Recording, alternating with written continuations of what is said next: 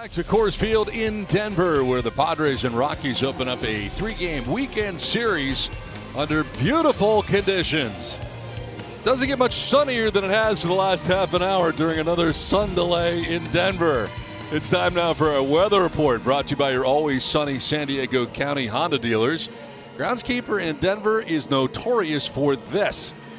The weather has been outstanding for the last half an hour during the rain delay setup, and unfortunately, I guess you look at it, they never put the tarp on the field, so they couldn't have been that concerned about the rain much. Donnie, it was too nice to start. It was way too sunny to get this game underway. Absolutely gorgeous. Not a drop, no tarp. They watered the infield. Got to go. Got to go. So we will go now as the Padres and Rockies tonight play game one of the series. It's time now for our Saquon Pick the Stick. Fans, you can decide who you're with by tweeting out hashtag I'm with the last name of the broadcaster you think has the best pick. If you're right, you'll be entered into winning a weekly drawing for a 2-night stay in the new Padres Hotel Suite, including a $100 resort credit and 2 rounds of golf at Singing Hills Golf Resort at Saquon. Must be 21 and older to win. Now going over the ground rules here, and the home plate umpire and crew chief Marvin Hudson, just part of the crew that was in San Francisco. They have moved to Colorado. And Jace Tingler getting caught up on what the different ground rules are at Coors Field. And there are a few, especially now with the new wall in right field and some other areas that are different. So Jace getting acquainted with all of that. As the Padres get ready for game one of the series, we take a look at the keys to the game brought to you by your San Diego County Honda dealer. Well, so many things can happen in Coors Field. There's a lot of real estate, the elevation, we can talk about all that. So one in particular is this. Take the extra base. If you're on first base, that normal single to maybe even one of the outfielders right at them could mean taking 2. Let's see if the Padres can take that extra base, go from first to third. And stay away from the huge inning. We all know about the big inning. At sea level, you give up 5 or 6 in an inning. That's a big inning. In Colorado, you give up 4, 5, or 6. You know what? You're still in this ball game. So avoid the 8-9 run inning, and I think you got to like your chances. Now the Rockies take the field on their home opener. As we check out the Padres starting 9, Fernando Tatis Jr. is going to lead it off. He is at shortstop with Trent Grisham in center field batting second and really settling into that 2 spot in the Friars order, with Manny Machado at third base with Tommy Pham in left. Jurickson Profar at second base with Will Myers in right field. It's Josh Naylor, the DH, with Austin Hedges doing the catching, batting 8th. And Jake Cronenworth at first base will bat out of the 9 spot for the Padres. Well, they got to face John Gray. He's had success against the Padres in the past. Yeah, out of the University of Oklahoma, first rounder back in 2013. This kid's got amazing stuff, and I'm surprised that he hasn't been a little bit more, as far as numbers-wise, more successful at the big league level. Don't get me wrong, he's good. He's got the fastball slider combo. In one start, opponent's only hitting 188 off of John Gray. He's got the good fastball, the slider, and mixing a curveball and a changeup as well. Defense behind John Gray. First game of the series in Colorado. Sam Hilliard will be in left field. David Dahl in center. Charlie Blackmon in right. On the infield, Gold and Platinum Glove winner Nolan Arenado at third base. Trevor Story at shortstop. Ryan McMahon will be at the Keystone tonight. Daniel Murphy at first base. Tony Walters getting the lion's share of catching, putting out the signs for John Gray. The Padres lineup was from Mozzie Heating and Air.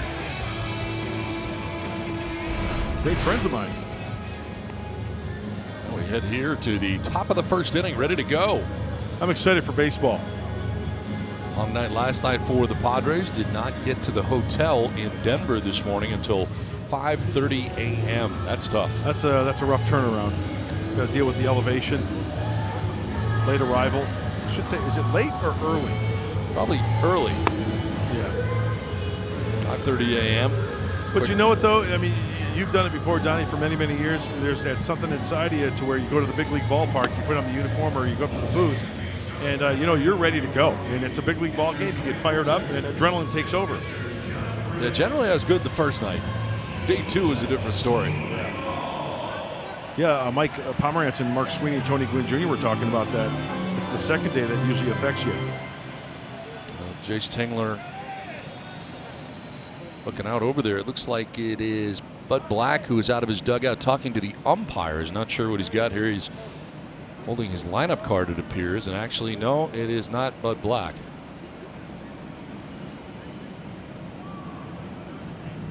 There must be something up with the lineup cards.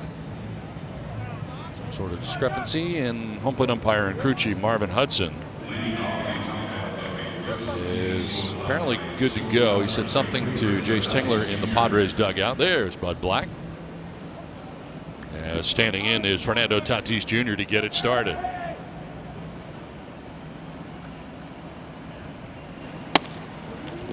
In there for strike one to Tatis, and we are underway. And John Gray making his second start. The first one lasted 4 2/3, giving up 1 run.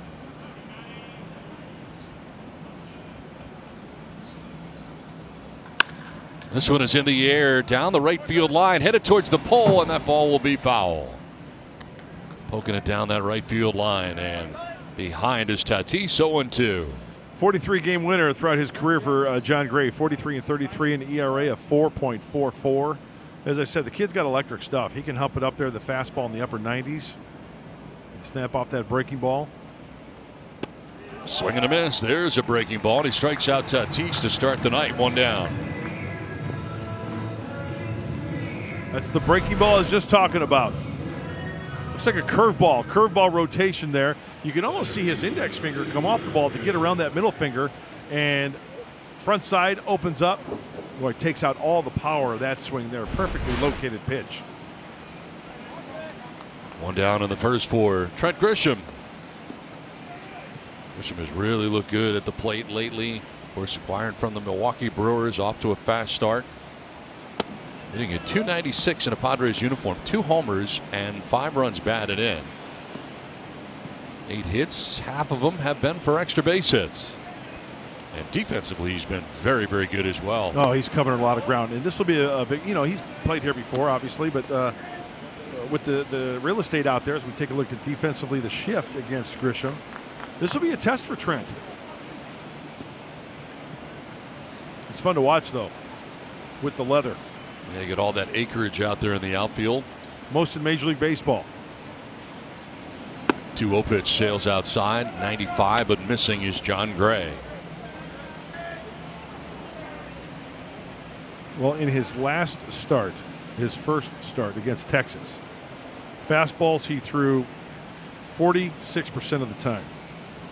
Sliders almost 30% of the time.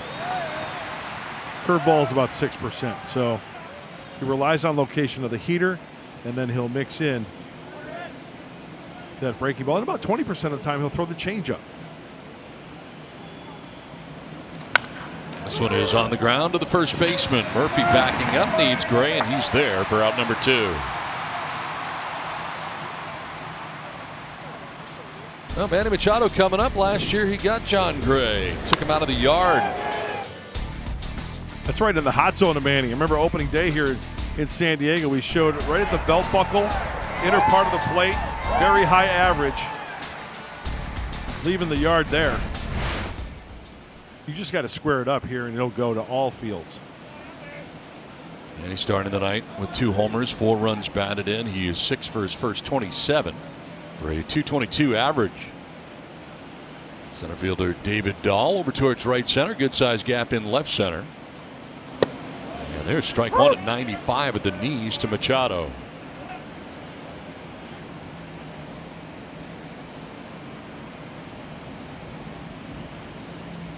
Now, John Gray's opening day no decision was against the Texas Rangers.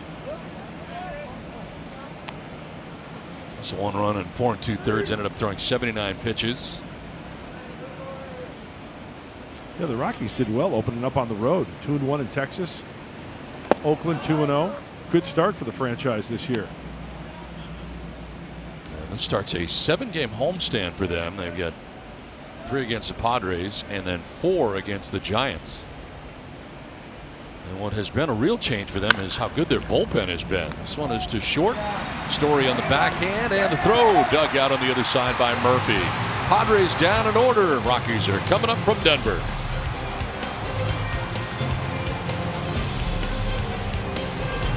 Fox Sports San Diego presents Padres Baseball, brought to you by Sequan. Book your staycation today in the exciting new Padres Hotel Suite at Sequan Casino Resort. By BMW, see a San Diego County BMW Center today for exceptional offers or visit stcountybmw.com. And by Corky's, don't let rats rule your roost. Get rid of your rats. Call Corky's Pest Control right now. Get rid of that vermin. So it's the bottom of the first inning. There's Trevor Story getting ready. He'll be batting second as the Rockies come to bat. Padres go down in order in the first inning. 1, 2, 3, and a strikeout, 2 groundouts. And here is Garrett Richards for his second start of 2020. And it's a fastball over for strike 1 at 95. Part of the reason why that rotation for the Padres has that 2.02 ERA collectively.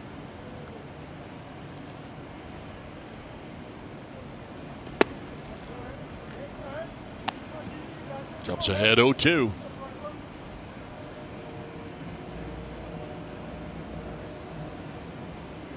Richards going 5 shutout innings in his first outing, and not part of the decision in that first outing.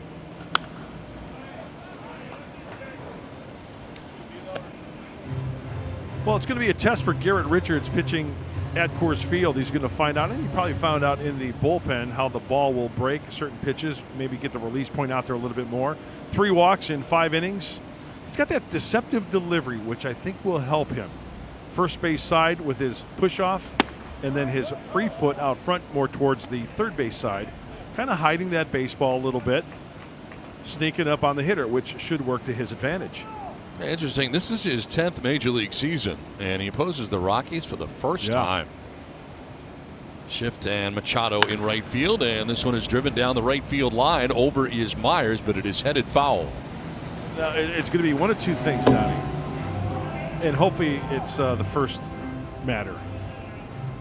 Garrett Richards makes quality pitches and finds himself into the 6th inning and with a lead. Or it's going to be one of those situations like, oh my gosh, after what I've been reading about for years now, I'm experiencing it. Like, you make a good pitch and you think you got in on a guy. Next thing you know, it's a triple to the gap or it's a home run. It happens. It happens to the best of them.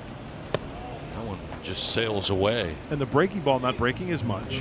And the dry environs as well, not getting a grip on that baseball to make it really get that spin.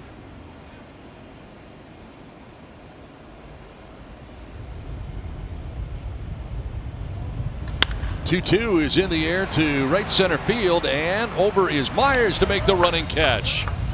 Will cutting some ground quickly, moving towards right center, and he reels it in for out number 1 here at the bottom of the first inning. Let's check out the Rockies starting 9. Just saw David Dahl lead it off. It is Trevor Story who bats second. Story's at shortstop with Charlie Blackmon in right. Nolan Arenado is at third base with Daniel Murphy at first. Ryan McMahon at second base. Sam Hilliard is in left field batting 7th. Raimel Tapia bats 8th. He's the DH with Tony Walters, San Diego native, batting out of the 9th spot. As here is Trevor Story with 1 down.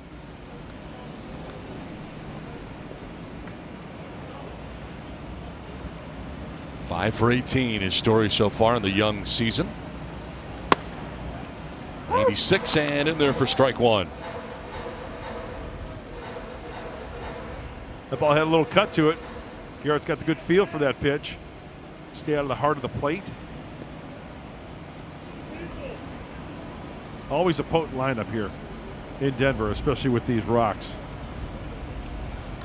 Story with a shot there into center field, a ringing single with 1 out here in the first inning. Defense behind Garrett Richards tonight in Denver. In left field, Tommy Pham. Trent Grisham covering some ground out there in center. Will Myers will be in right. On the infield, Manny Machado at third. Fernando Tatis Jr. short. Jurickson Profar at second base. Jake Cronenworth gets the start at first base. Putting down the sign, sit like a frog, is Austin Hedges catching Garrett Richards tonight in Colorado. Done. Mudley, 1 out, 1 on. And Charlie Blackmon about to stand in here. Blackmon has had kind of a slow start to the season. Former batting champion, 5 for 21, hitting at .238 coming into tonight's action. You know, a lot of guys, when they're struggling early, they'll start to swing early because they don't want to get in the hole 0-2. Let's see if Richards can get a good pitch across here, maybe roll one over. He's been better lately. Back-to-back multi-hit games in Oakland against the A's. He missed the start of camp due to positive COVID-19 test, you may remember. So he was kind of late in coming back during summer camp. And has batted third or fourth as opposed to his past role atop the order for the Rockies. So Bud Black has switched that part up for him a little bit.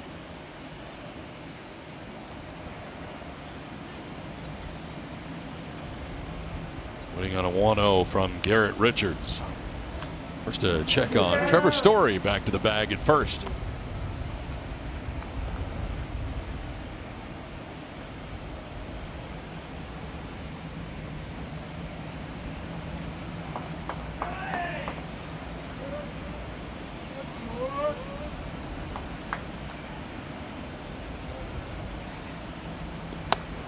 Swing and a miss at a 95-mile-an-hour fastball. Now, most hits against the Padres in a single season. Last year, Charlie Blackmon, 32 hits against the Padres. That's unbelievable. It really is. It's a lot of hits. We saw Steve Garvey on that list. Saw Brett Butler on that list. Rich Aurelia, former Giant.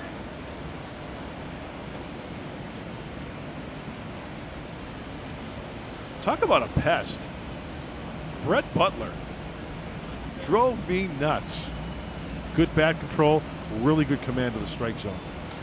This is in the air to deep right field. Back goes Myers at the wall, and that ball is gone. Charlie Blackmon doing it again against the Padres. This time a 2-run shot, and the Rockies take a 2-0 lead in the bottom of the first inning.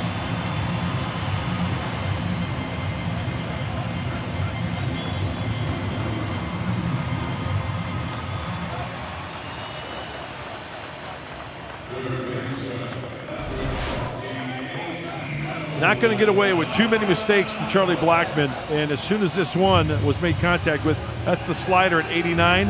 Boy, right into the swing path, inner third. And yeah, that's what happens here in Colorado. The thing, though, as a pitcher, you got to erase that. Hey, you've got an out. You just gave up a 2-run shot. Go after Arenado. Now Arenado will lift this one to left center, playable for Grisham.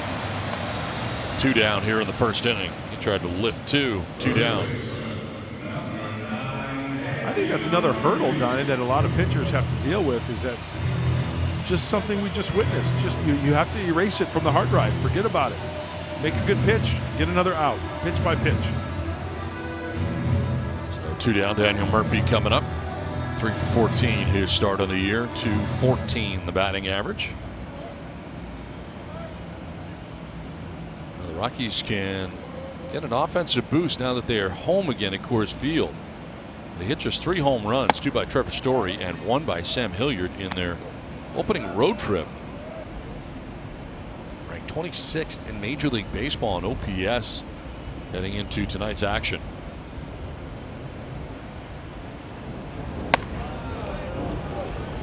Again, they're home to begin a 7-game homestand tonight with the Padres, and then the Giants will be in town. One thing that will change too, their earned run average most likely being at Coors Field. NL best 1.84. Seems like every year you're the top hitting team and down towards the worst as far as ERAs. So they got to find that common ground. I mean, don't you have to think twice before signing as a free agent with the Colorado Rockies as a pitcher? I was just going to say, as a pitcher. Let's see, Mike Hampton did it back in the day. Yep. Denny Nagel. Denny Nagel.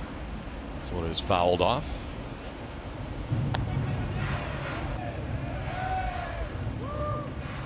I do think it is a good idea to have a former pitching coach and a very good pitching coach be your manager, and that's worked out for Bud Black. I concur.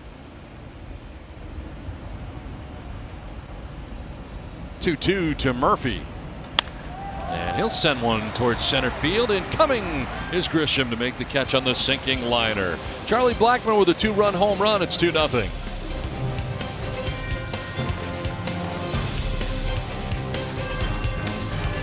2-run home run by Charlie Blackmon as we get ready for the top of the second inning. And John Gray back on the hill. It's time for the Kia Give It Everything. Lowest ERA against the Padres since 2015, a 2.97 earned run average, and a pretty impressive list. Minimum of 15 starts, and he's had plenty of starts against the Padres and been very successful. I think one of the reasons why he's so successful is, like, for instance, pitching here in Coors Field. He's still aggressive in the zone. He's not afraid. He doesn't nitpick and try to nibble. And when he's on with his game, like we just saw there, 93 with a little bit of two-seam to it, on the inside part of the plate, he could be downright nasty. Since 2016, 633 strikeouts, 8th among right-handed pitchers in the National League. 94 and missing inside.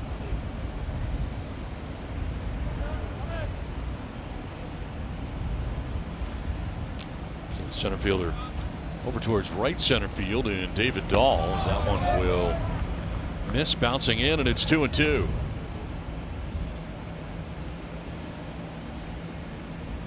Against the Padres, 10 wins, 10-4 with a nifty 2.97 ERA, as we saw.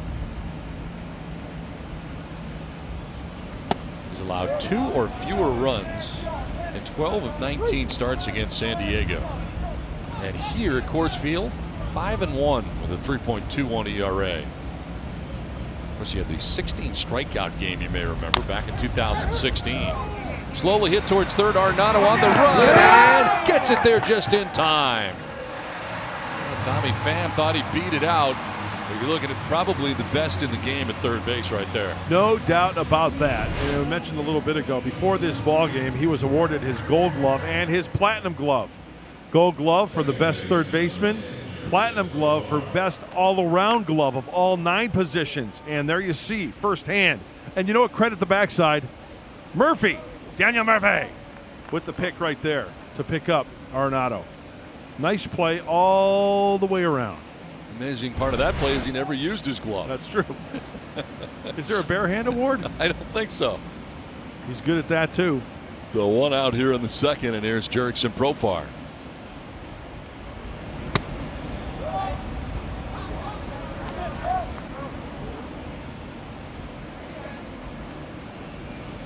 For 19 so far, 158 for Profar. He's been all over the order, and in tonight's contest, he bats 5th. Chase Tingler. I'm sorry, Donnie. That might be one of these venues that jumpstarts a guy.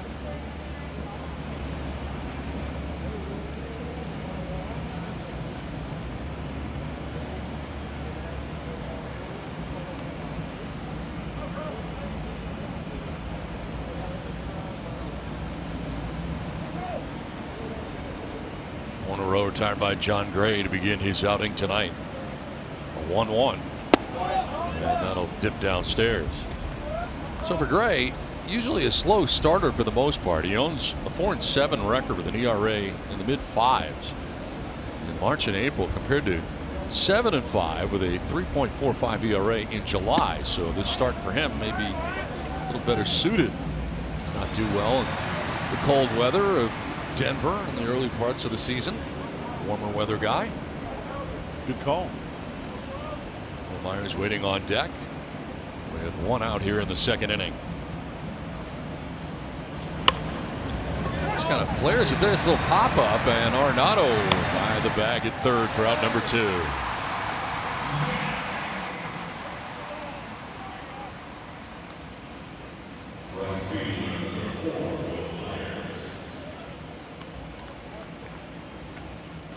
It's time now for Stats with Lowe's.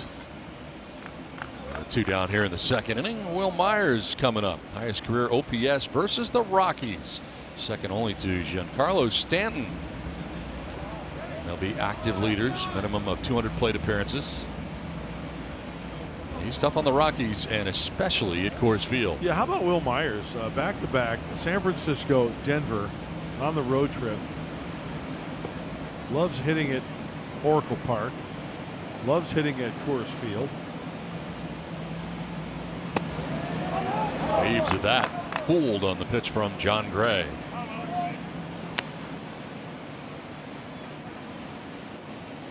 He's hit .359 in 39 games in Denver, and that includes 10 home runs. Quickly down 0-2.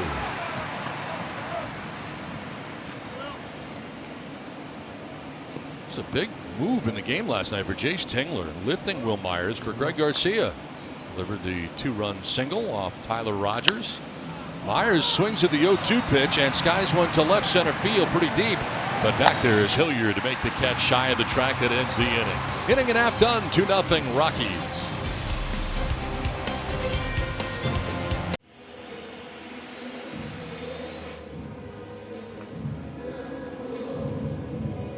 Rockies have a 2-0 lead over the Padres as Garrett Richards goes out for his second inning of work. And before the ball game, manager Jace Tingler was asked about the pitch counts and the question of whether they would try to get more innings out of his starters, especially coming into Coors Field. And Jace's response was very measured. He said, look, we would love to get more innings and more pitches out of our starters, but frankly, the last couple of outings, especially for Paddock and Lamet, those have been very stressful innings early on in the ball game. So yes, they're more than happy to try to let the pitchers go past the 91 pitches they've gone so far, but it's all going to depend on how efficiently they can do it early in this ball game. Don, Mud, my question for you, how important do you think it is, and Mud, you referenced this, for Garrett Richards to be able to understand pitching here is about attrition. It's not about being perfect, it's about surviving and just trying to last as long as you can. Yeah, you know what, Bob, you make a great point, and it's erasing what had happened in that first inning. The 2-run shot, and you got to at least score 1 run, we all know that. 2 runs, that's nothing. Stay away from the huge inning and just concentrate from pitch to pitch. I know it sounds cliche, but you cannot let it affect you. You cannot start overthrowing. Another point I'd like to make. You start overthrowing, man, it's going to flatten out. You're going to be up in the zone, and next thing you know, you will be in the dugout being replaced. So, yes, he's going to find out very, very quickly. And also the release point. He might have to lower the release point a little bit on the breaking ball, on the fastball, to find out hey, I need to get it a little lower so that breaking ball is more effective. That's Candy right. Looking back at Nelson Lamet's outing and not part of the decision. But, yeah, he had base runners all over the place in the first couple innings. They were all taxing innings right from the beginning. And quite frankly, after it's all said and done, after a game at Coors Field, I don't care if you win 2-1 or 21-20. Who cares about your ERA? You've won a ball game. Chalk another one up in the W column. In a results-based business. Exactly. Sure, it hurts the ego a little bit, but it's all about winning games. Check it at the door, my friend. Leave it there, in the locker. Ryan McMahon with a leadoff single to left field starts the inning. Sam Hilliard, a left fielder for the Rockies, who's 3 for 13 in the early going.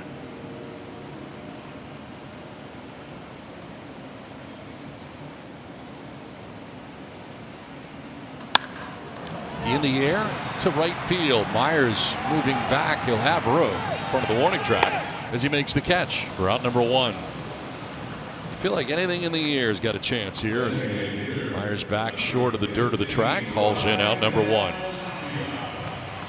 So sunny here that Will's wearing sunglasses at night. I was going to say, yeah, what in the Corey Hart's going on? I wear my sunglasses at night.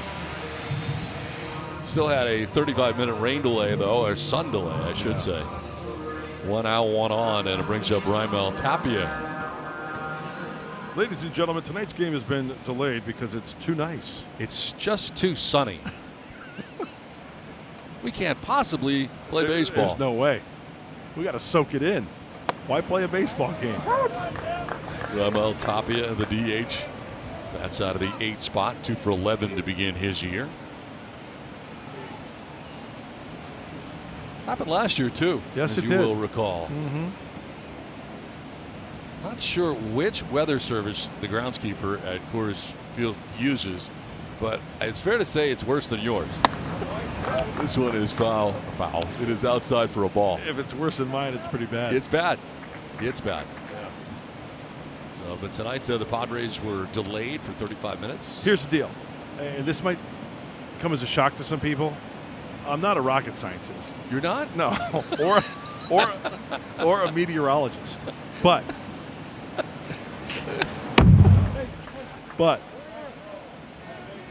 if it's not raining, okay, we Yes. know how No rain.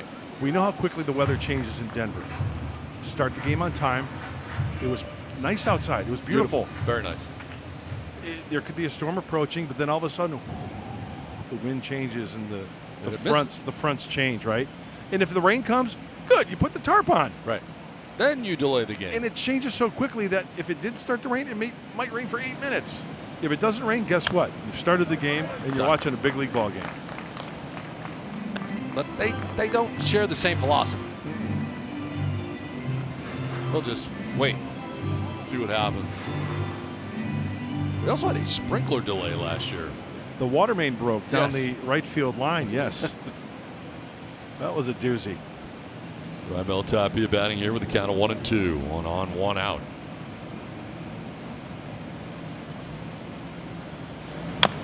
That was a nice breaking ball there by Richards that kind of pulled off a little bit.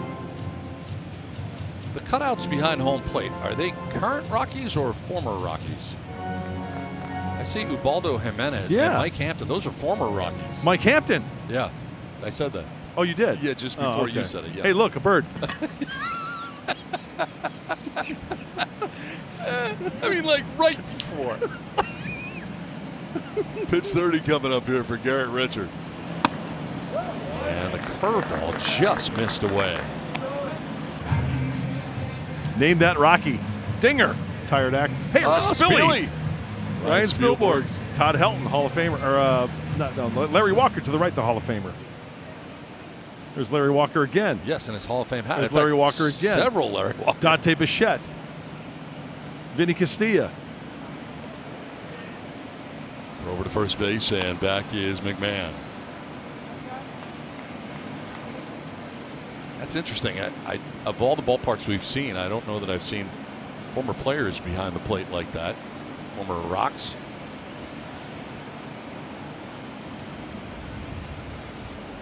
And at first, 1 away, and a 2-2 pitch coming up to Tapia. And a swing and a miss. Richards picks up his first strikeout, and there are 2 outs here in the second inning. You know, you get that feel for a certain pitch in Colorado. This here, it looks like the slider, and it starts out great, brings them to a knee. You get that feeling, and you go back to it rather than trying to struggle to find it, and a good result right there for Garrett Richards. So 2 down, runner at first, and here's Tony Walters.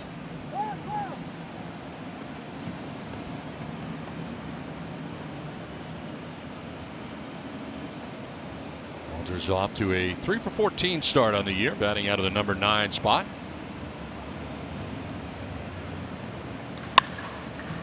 Lifts it to left center field, and on the move is Grisham. He'll get there again. Covers a lot of ground quickly. 2-0 Rockies through 2. As we head to the 3rd inning. Well, remember, when the Padres hit a home run tonight, you get a free Jumbo Jack tomorrow with a purchase of a large drink. Now, the first 6 have been retired by John Gray tonight. Bottom 3rd of the Padres order. Coming up here in the 3rd, Josh Naylor, Austin Hedges, and Jake Cronenworth scheduled to bat here for the Padres, who trail 2-0 early in this one in Colorado. Naylor looking for his first hit of this young season. He is 0 for 5. And fouls the first one off himself.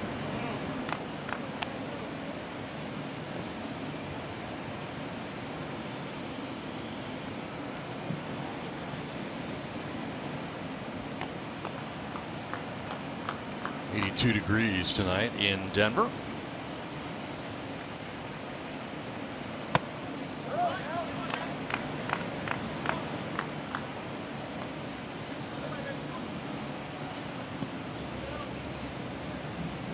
There's a shift on the right side. Trevor Story joining McMahon and Murphy.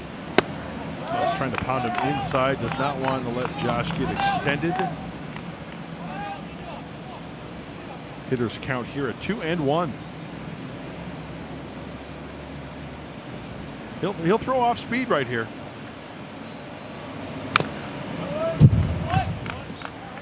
Slider. Hitters count. Evens it at 2-2. That's some pitching right there.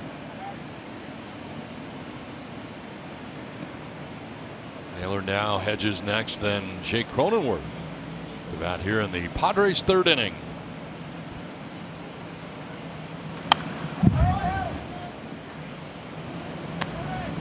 Well, who doesn't love a home run, especially when a Padre hits one, right, Don? Right. Because we know what happens. You get a jumbo jack. The next day with a free drink at your local Jack in the Box, you get a jumbo jack. And you know, when I order one, You always. I gotta slap some cheese on Right. that thing, right? It's what I do. It's who you are. It's what I love. It's always nice to see that Padre fans taking advantage. Taylor tags this one out towards left field. Hilliard back to the edge of the track to make the catch. Well, a young Padre fan, Kellen, he's all about getting a jumbo jack. Take a listen. Hi, could I please get my free jumbo jack? And don't be afraid to slap some cheese on that thing. And don't be afraid to slap some cheese on that thing. I wonder where he got that. Jeez, really teaching kids great. That's terrific. Nice job, Kellen. Yeah, don't be afraid to slap some cheese on that. Well, That's outstanding. well, did come all this way to play it safe. That's right. Yeah, Hopefully that happens a lot more this summer. one out here in the third. In there for a strike to Hedges. 1 for 13 so far to begin this year.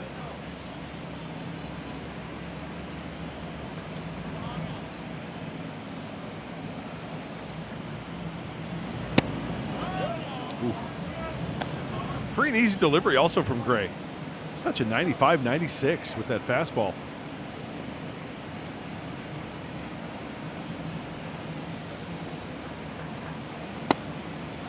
That one had a wrinkle in it, and he jumps ahead 1-2.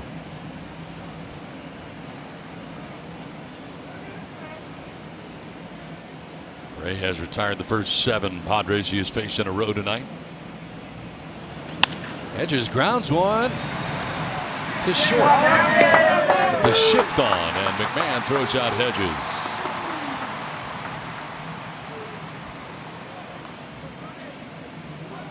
Two down, 8 in a row, retired by John Gray. They had him defensively aligned perfectly that time, as it turned out. And you know what? That's John Gray hitting his spot.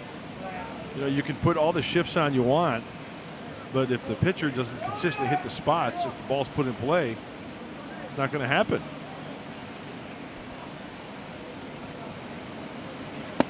Two down, Jake Cronenworth. Well, take strike one. And another start at first base. That means no Eric Hosmer again tonight. And he missed his second straight. This is now 3 straight as Cronenworth sends this out to the gap in right center field. Back towards the wall. Cronenworth is going to head to third base. And he'll get there without a problem standing. A triple to the alley in right center field for Jake Cronenworth. Well, does he get a fat fastball? Right down the middle, and that spells trouble. And right out of the box, you can see, we talked about it earlier, a lot of real estate out there. You split the gap to the wall, yeah, you can smell a triple. So Cronenworth and France have been starting at first base the last couple of nights. The absence of Eric Hosmer, still ailing with the stomach issue that has kept him out of the lineup again tonight. And Cronenworth has tripled here with 2 down. Fernando Tatis Jr. now the chance. And a ground ball that is headed to short. Story will go to first, and that will end the inning. So Gray gets out of the jam. It's 2-0 Rockies. As we head to the bottom of the third inning, this is the home opener for the Colorado Rockies back at Coors Field in Denver. It is clouding up. As we move to the bottom of the third inning, it's the top of the Rockies order. And David Dahl. Curveball slipped out of the hand of Garrett Richards. As David Dahl gets his second look at Richards. Flied out to right field in the first. He's 0 for 1.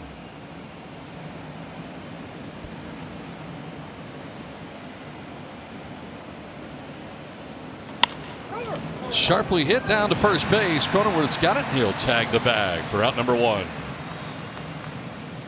The Padres fans, when Padres pitchers K9, your K9 wins. If the Padres strike out 9 or more batters in a game, all Padres fans can visit participating Petco locations the next day. Sign up for Pals Rewards and receive a free pound of dog treats. Plus, the Petco Foundation will grant $500 to support local animal welfare efforts. Visit petco.com/PadresK9 for more details. Sounds like a great program, and they don't make any mention, Mud, of adding cheese to the dog treats. I'm all over that one. Won't be slapping any cheese on dog treats, apparently. One out here in the third for Trevor Story.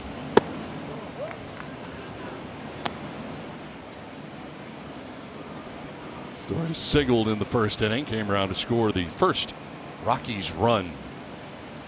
Came in on the 2-run home run by Charlie Blackmon off Garrett Richards.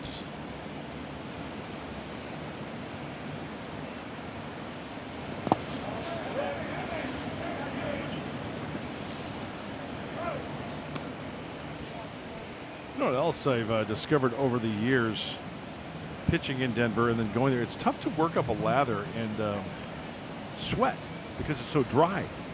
And that's why sometimes it's very difficult to get a good grip on the baseball, because it gets kind of slick. I'm not sure if that's the case for every pitcher. This one is in the air towards right center field, and it's Myers who moves over. That takes care of out number 2.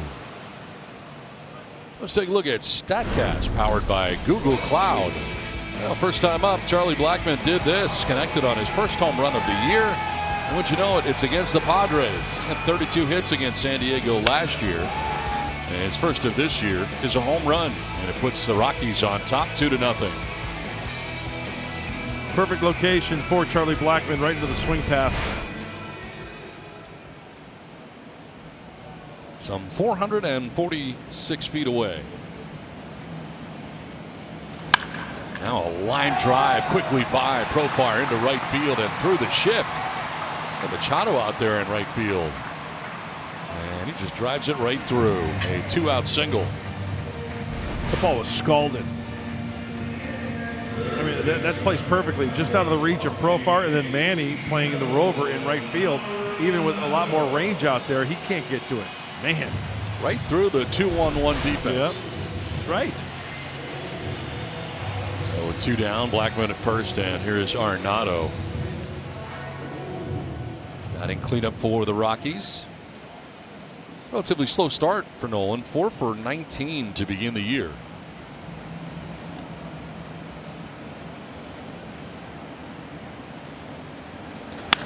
And this one is to left field. Pham out there waiting.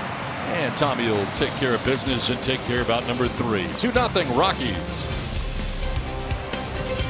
The 4th inning, and a look back at Trent Grisham's night last night. He was outstanding both offensively and defensively. A triple. And then a diving play in right center field. He covered so much ground, laid it out, made the grab. And then he would double down the first baseline. What a night for Trent Grisham, doing it all as part of the Padres win and series win against the Giants before moving on over to Denver. Here he is to lead it off in the 4th inning. How about a little bit of part of history as well, being the first Padre to go out there to second base in bonus baseball. Ended up scoring. By virtue of being the last out in the 9th inning. So being the last out has its perks. It does. Right. You get to be a base runner in the 10th.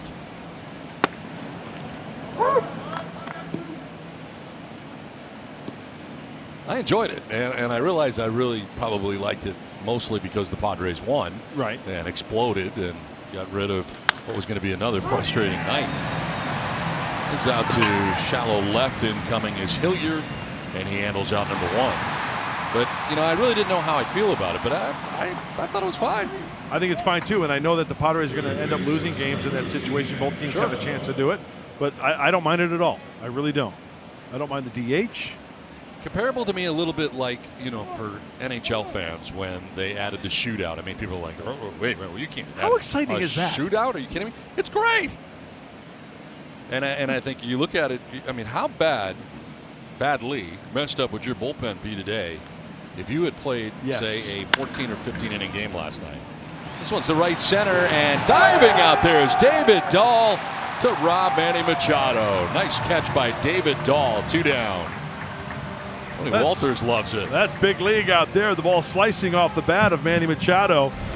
He's got a good beat on it. He's playing on the second baseman side already, but still, that's a lot of ground to cover. Backing up is Charlie Blackmon. Oh yeah, he's licking his chops because he knows he's all over it. Big league play. John Gray likes it. Tony Walters, everybody likes it. I liked it. It's a good play.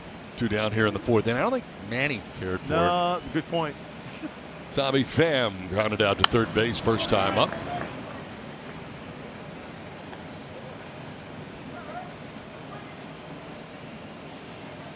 .231 average right now for Pham. Nothing Manny can do there. Going the opposite way, hitting it with authority. This one is grounded to third. The hop. Arenado, the good throw. And the inning is over. 3.5 done. Rockies on top 2-0. On top of the Padres as we head to the bottom of the 4th inning. It's time now for our Valley View Casino trivia question. Will Myers has 103 career hits against the Rockies. The opponent with the most career hits against the Rockies is... Tweet us your answers by the end of the inning using hashtag Valley View Trivia. I'm going to go Barry Bonds. All right. 3 of the 4 were within the division. Right. Luis Gonzalez was one I was thinking about too. That's a possible one. But also Jeff Kent, MVP, a lot of hits. How long was he with the Giants? Good question. I'd have to look that up. That's a good trivia question. I'm going to refrain from answering for now. You have that right. You don't know. Yeah, because if I choose not to decide, I still have made a choice. Geddy Lee saying it himself.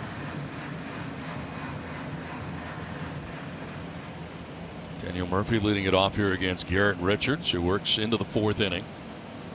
It's been very economical. 42 pitches to this point.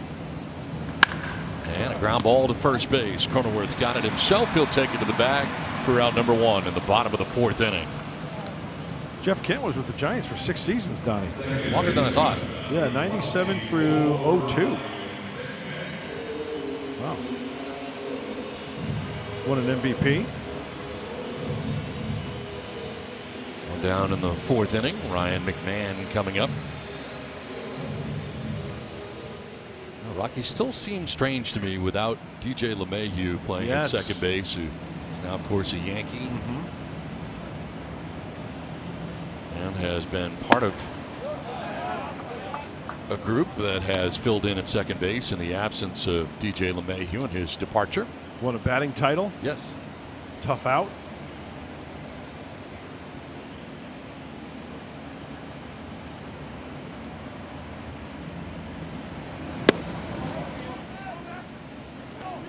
Garrett Richards looking good tonight so far. Really one mistake, and it was costly to Charlie Blackmon, who hit the 2-run home run in the first.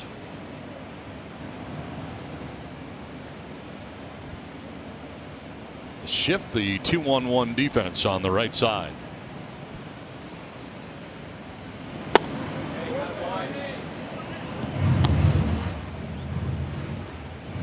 I'll tell you what, Manny is like almost halfway to Boulder. 2-1. Swung on and missed over the top. That's another nice breaking ball there, straight down. He threw one a couple of pitches prior to that, 86. That one was 88. Actually, I think Boulder's the other way. Is it? Yeah. I really don't know It's Colorado like that well. Like first base side, it's north. I just know the airport, downtown, our hotel, and Coors Field. Swing and a miss, and that is strikeout number 2 for Garrett Richards. 2 down. Well, he's got the spinner working. He's got that release point down, and that's exactly where he wanted it. Down by the back foot of his catcher, Austin Hedges. Beautiful pitch. 2 down in the 4th, and Sam Hilliard's coming up. left fielder. Richards picking up his second strikeout of the night. Hilliard fly to right in the second inning. Rockies left fielder 0 for 1. Whoa, look out. Oh, an exploding fastball that slips and gets to the backstop.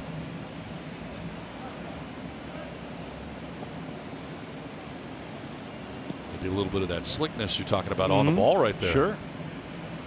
Pitch 50 coming up for Richards.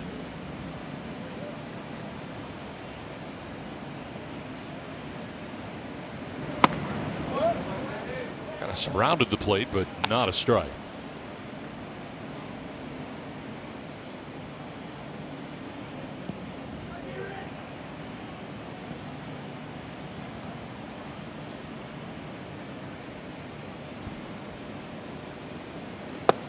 Swings over the top of that, and it's 2-1. Tell you what, stay with that pitch. I mean, it's almost as if the fastball for show, the breaking ball for dough for Garrett Richards.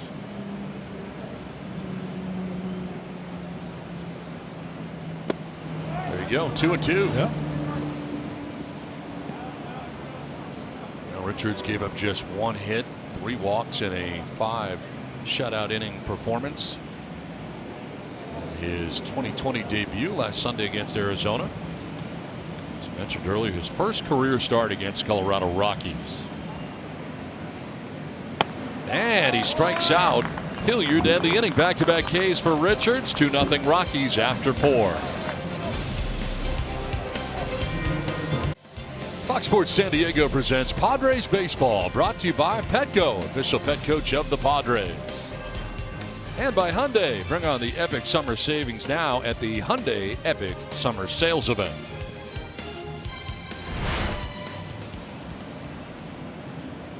Fifth inning. Jurickson Profar leads it off and takes strike 1. Profar popped out to the third baseman, Nolan Arenado, in the second inning.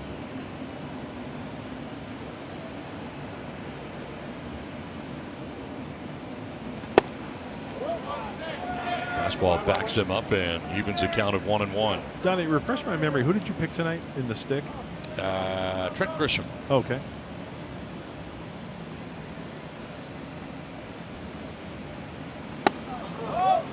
Frame there and looked like a pretty good pitch. Called the ball. 2-1. In the first outing of the year for Gray, threw 79 pitches. And it seemed as if fatigue seemed to take over in the 5th inning.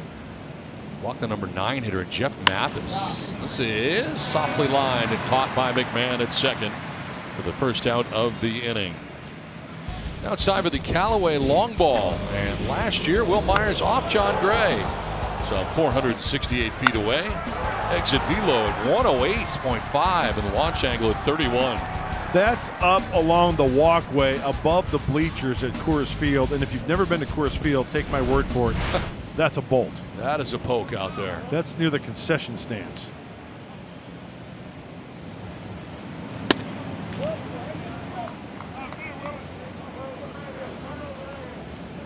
On a stretch of 5 in a row, retired by John Gray. Myers in his first plate appearance flied out to left field in the second inning. That was a hanger there to do some damage.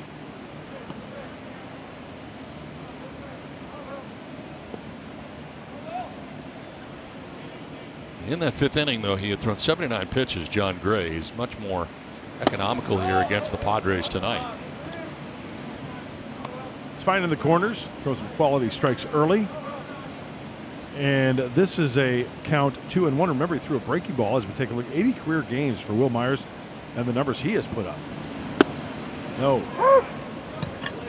They got a call there, 2-2.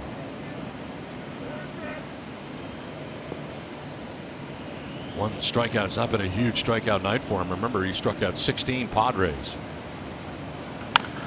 So there's grounded foul. But he hasn't walked anybody and only surrendered the 1 hit, the triple by Jake Cronenworth. Out to right center field back in the 3rd inning. That's been it.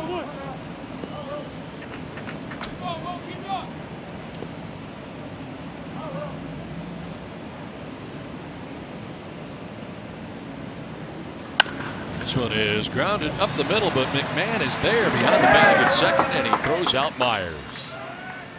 So again, positioned perfectly there, just sliding towards the bag at second behind it. It's time now for our Valley View Casino trivia question answer. Well, Myers has 103 career hits versus the Rockies. The opponent with the most career hits is Jeff Kent, 225 career hits against the Rockies. There you go. So I was right. You didn't make a pick. You did not make a pick. Remember, you said the that's choice, right. Geddy Lee, something. Yeah. I wanted to pick them, though. So Yeah. I got it right. Right. No. 1-1 here to Josh Naylor.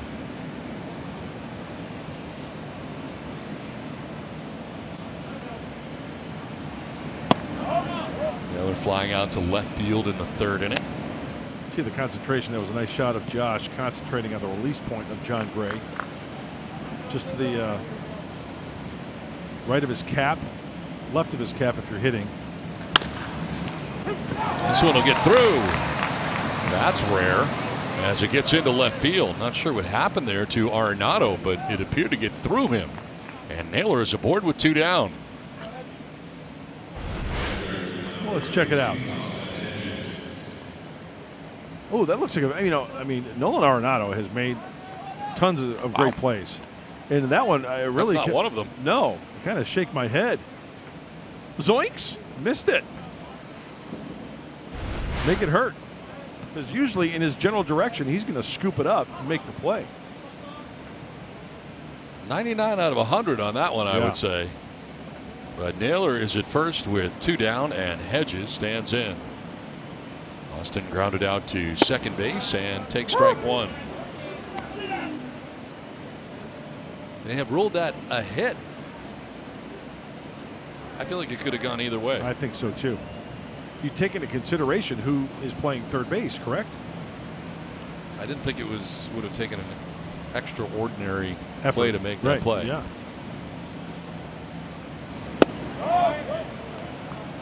Also may have been the angle in which he tried to approach that or pursue that.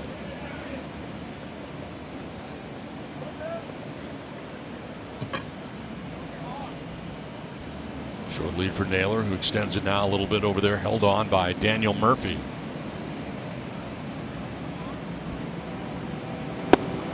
On the corner for strike 2.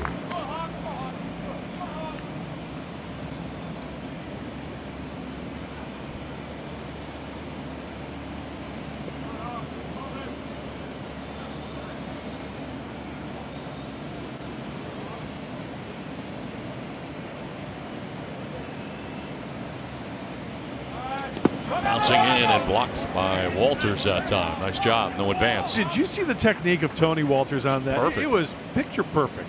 Putting on a clinic.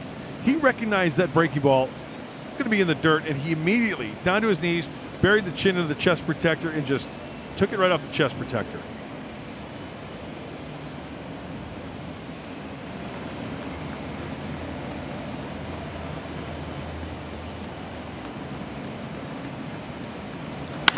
This is ripped down to third, and Arenado makes the good play this time across the diamond. We're halfway through, 2-0 Rockies.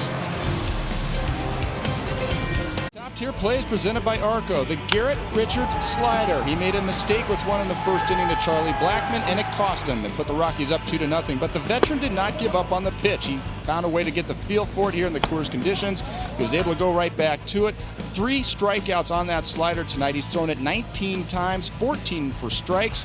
The veteran figuring out how to pitch here at Coors Field. Don Mudd, back over to you. All right, Scan, thanks very much. Yeah, we were talking about it earlier, his 10-year Major League career, and this is his first start ever at Coors Field. That's amazing.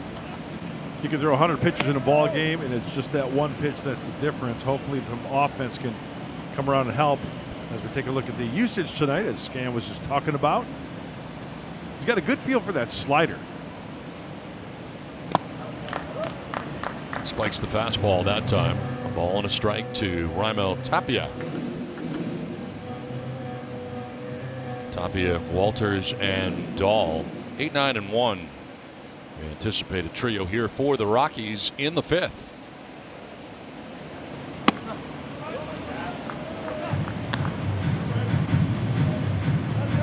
Yeah, Bud Black likes to go with Sam Hilliard defensively in left field. We know Tapia likes to play the outfield as well, but better glove out there, better coverage with Sam Hilliard. So Tapia in there tonight in the DH spot. Fastball by him.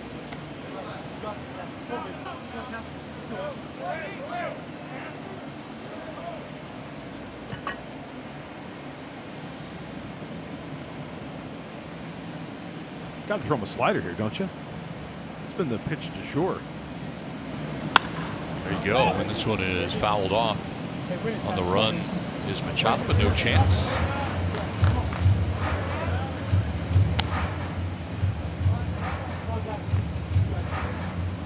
Tapia has done a lot of pinch hitting over the last couple of years for Bud Black coming off the bench. And of course, this season with the DH in the National League, a chance to get him in on a more regular basis.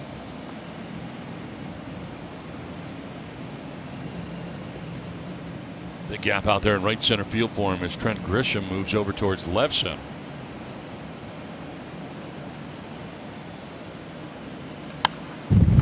Tapia fouling it back to the screen. You know, it's another interesting nugget. I talked to Jeff Hewson, who does the color analyst work on TV for the Rockies. This is game 6 for the Rockies. They have yet to use a left-hander out of the bullpen.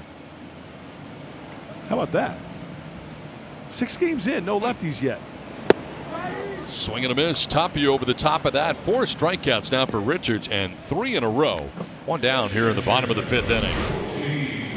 It's the slider. You can see the rotation and perfectly placed. He's got those crosshairs exactly where he wants to be.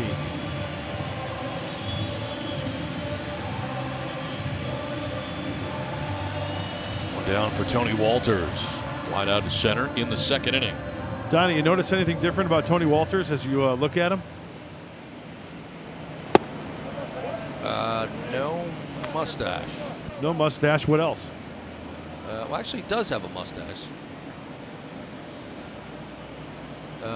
Trimmed up his moss. Yeah, remember he had a full head of hair? He had the full mustache working. Well, he shaved the mustache. And I really like this next little thing. Cut his hair and donated it to Locks of Love. Very nice. Yeah. Rancho Buena Vista High School, same as Dave Roberts, Tony Walters. He's a good egg. Richards jumps ahead here, 1-2.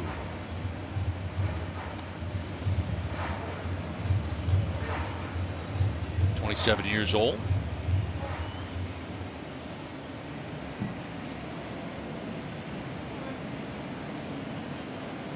David Dahl, the top of the order, waiting on deck. 1 out here in the bottom of the 5th inning. Wow. And a swing and a miss. Richards got it going on now. That's 4 straight strikeouts for Garrett Richards. 2 down. Pitching is fun when you got that feel, especially for that pitch of the slider. Talk about being locked in. Rock on with your natural-born self there, Garrett Richards. 2 down, 4 strikeouts in a row. He's retired 6 Rockies in a row. And here's David Dahl.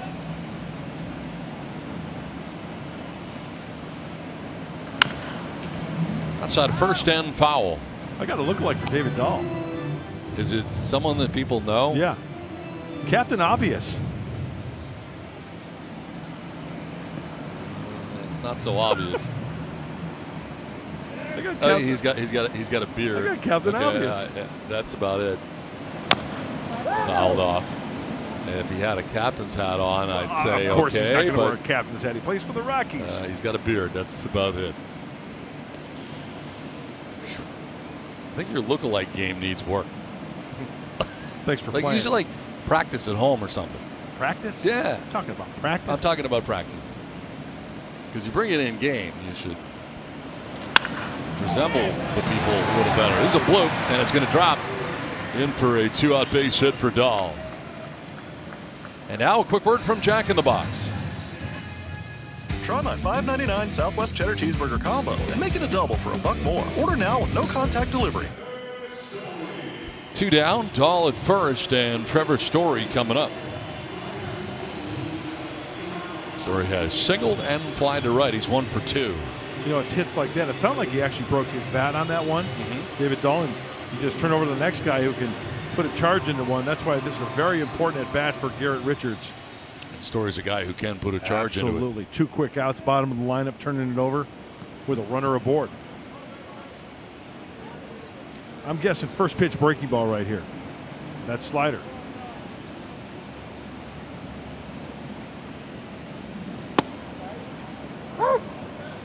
Now, it used to be you try to get to that Rockies bullpen and then anything can happen because the bullpen has not been particularly good over the last couple years. In fact, the guys that were out there, the veterans Jake McGee and Brian Shaw, last couple of years been run out there a ton. Both are gone. And the bullpen has been really the strongest part of this Rockies team so far. And again, have not been to Coors Field until tonight. All of their games have been on the road, and there's 5 of them. They're 4-1 coming into tonight's action, but they're third in the majors in bullpen ERA, a 1.08 ERA. And Wade Davis has collected a couple of saves, so the bullpen, you're not in a rush to get to it these days.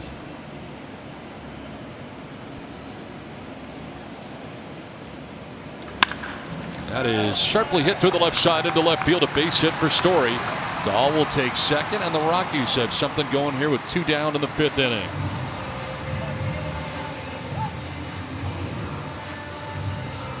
The kid can flat out hit.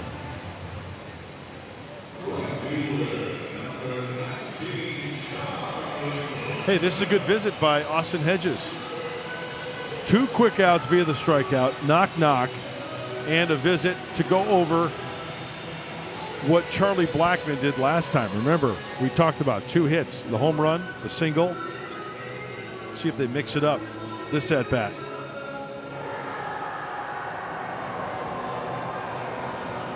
Two on, 2 down, and Charlie Blackmon coming up. Pitch 70 coming up for Garrett Richards.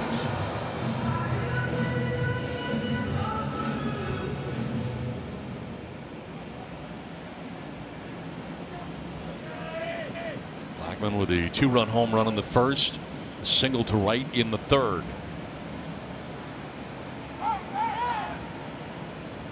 Cheating in at short was Tatis. In behind the runner at second base and Dahl. So with him kind of out of position, Richards elected to step off. Wasn't going to throw, but also didn't want Tatis hanging around at second base.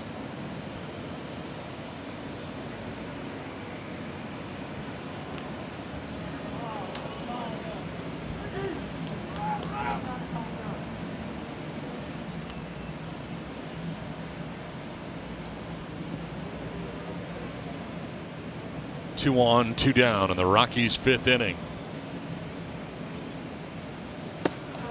This is back shoe top there.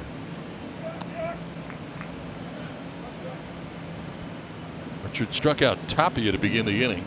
Walters back to back, both swinging for singles by Dahl and Story. And now Blackmon batting with the Rockies on top 2-0.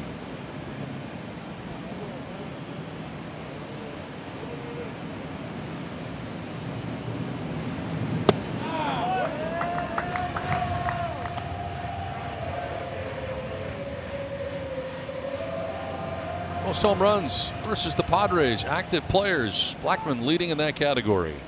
I'm not surprised at all. No.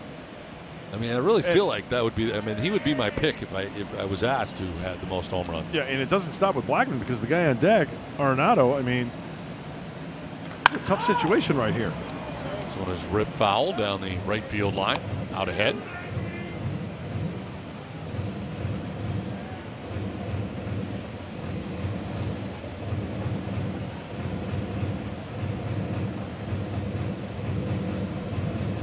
Arenado waiting on deck, as you mentioned. But there are 2 outs here as Richards tries to take care of Blackmon. He's not been able to do it yet tonight. Blackmon 2 for 2.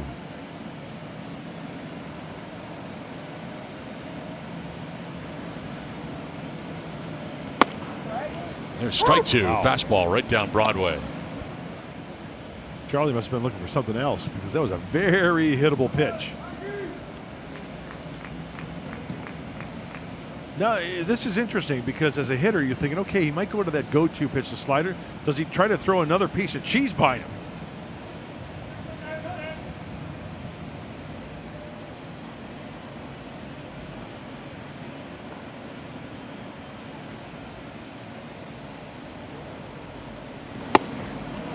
tried but missed inside. Here's that 95-mile-an-hour cutter.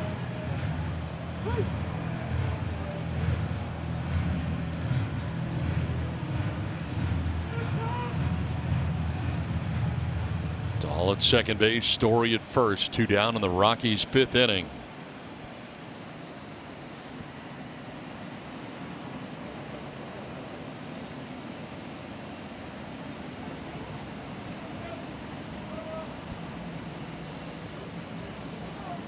I would like the idea of a backdoor cutter right here. Looks like he's going down and in. And a swing and a miss. Able to strike out Blackman. Nicely done. Picks up his 6th strikeout. 2-0 Colorado. Padres trail the Rockies 2-0 as they come up to hit in the 6th inning. And fans, we know you can't be in the stands right now and we miss you, but we want to see how you're supporting the Padres. Please send us your pictures and your videos. You've been doing a great job of it to Fox Sports SD using the hashtag Padres at Home, and we'll feature them right here on the broadcast throughout the season.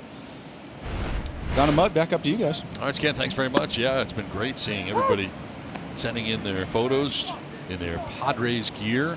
Now, where do you send those photos to? To Twitter? Yeah. Hashtag Padres at Home. I got you. And you may see yours.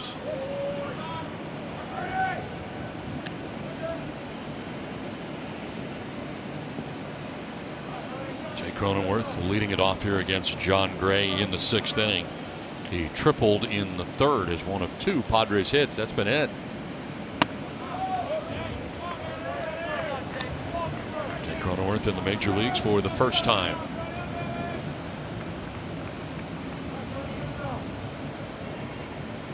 Now 2 for 5 in the big leagues with some rather ominous clouds off to the left. This one is quickly by Arenado, who was in at the lip of the grass at 3rd. And Cronenworth out of the number 9 spot is 2 for 2. A leadoff single starts this top of the 6th inning for the Padres.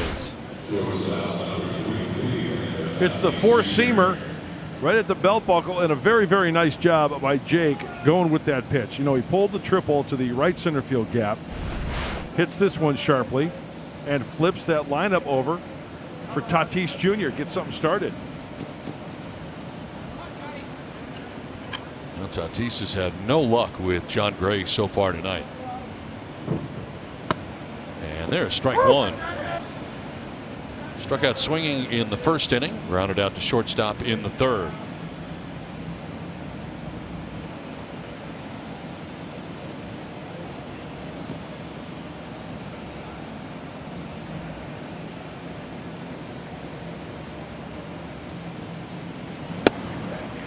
There's strike 2.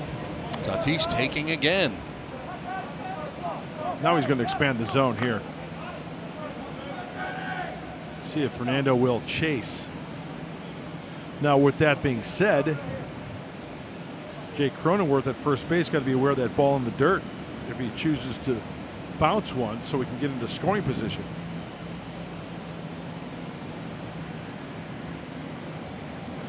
Elevates at 94 and strikes out Tatis for the 2nd time tonight.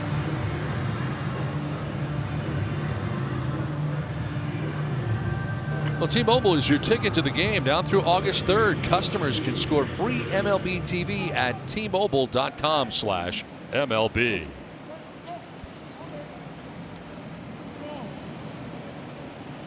So 1 out. Cronenworth is at first base, and it brings up Trent Grisham for the 3rd time tonight. He has grounded out to first and flied out to left. 3rd time through the order now for John Gray. He has dazzled so far tonight.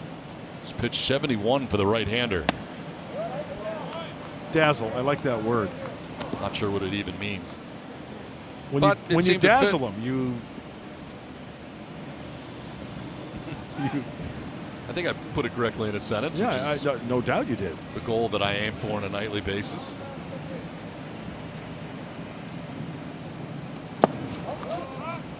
It's in the dirt, and Walter's hopping up like he's going to throw it someplace, but Cronenworth didn't go anywhere at first base. Yeah, he's not afraid to throw behind the runner.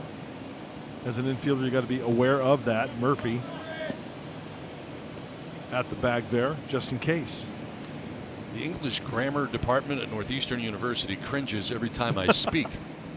on TV. Do they?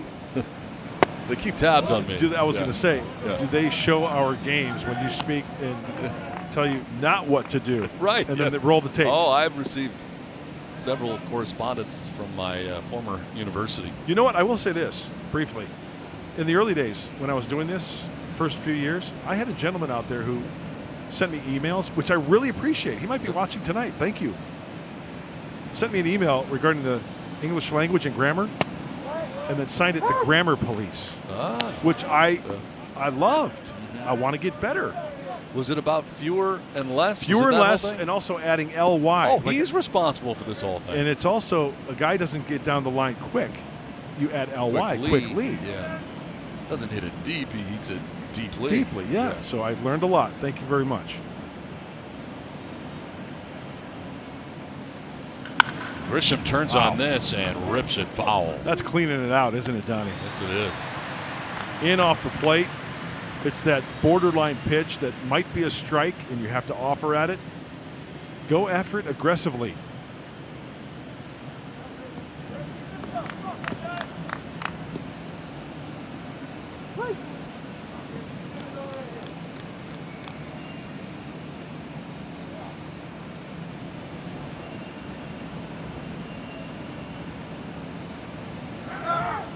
Runner goes, the pitch is outside, and no throw. That is ball 4 to Grisham, and he'll head on down to first base. 2 on here all of a sudden for the Padres with 1 out in the 6th inning. Introducing Quick Pick, MLB's rally new predictive game that offers fans the opportunity to pick outcomes and compete for cash prizes. Make your predictions count. Play Quick Pick. No purchase necessary. 21 plus to compete. Restrictions apply. See official rules and enter MLB.com/QuickPick. Well, I can hear the keyboard clicking right now from the Grammar Police. What did I do? Yeah, I don't know. It doesn't sound all that great. I had a guy my first year send me a letter. It wasn't even an email. It was a letter. And, you know, I have my catchphrases. Sure. So-and-so goes behind the mound. He's in the midst of a meeting with himself. He wrote a letter. I'm in the midst of a meeting with myself, and I hate you.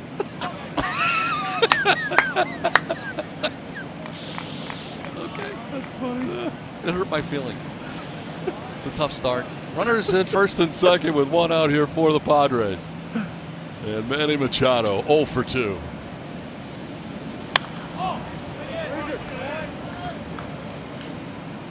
He is grounded out to third and flied out to center. That's a funny story. I got lots of mail.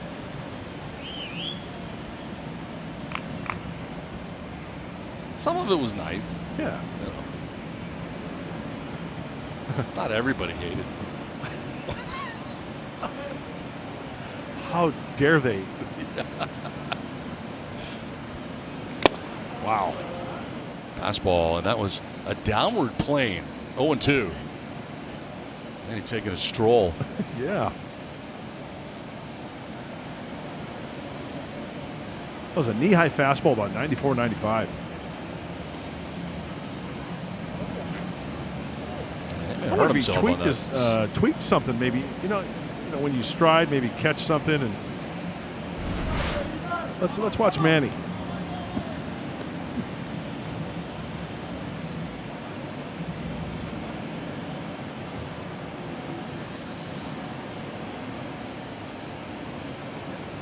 Was it the front knee, maybe?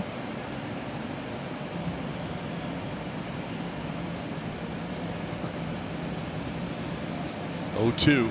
And that is in the dirt. Sliding to his right is Walters. No advance for the base runners. I wouldn't speculate if I were you. I'd probably stay away from that. That's frowned upon. Yeah. Guy's got a compound fracture of his femur sticking out of his thigh. I don't want to speculate, but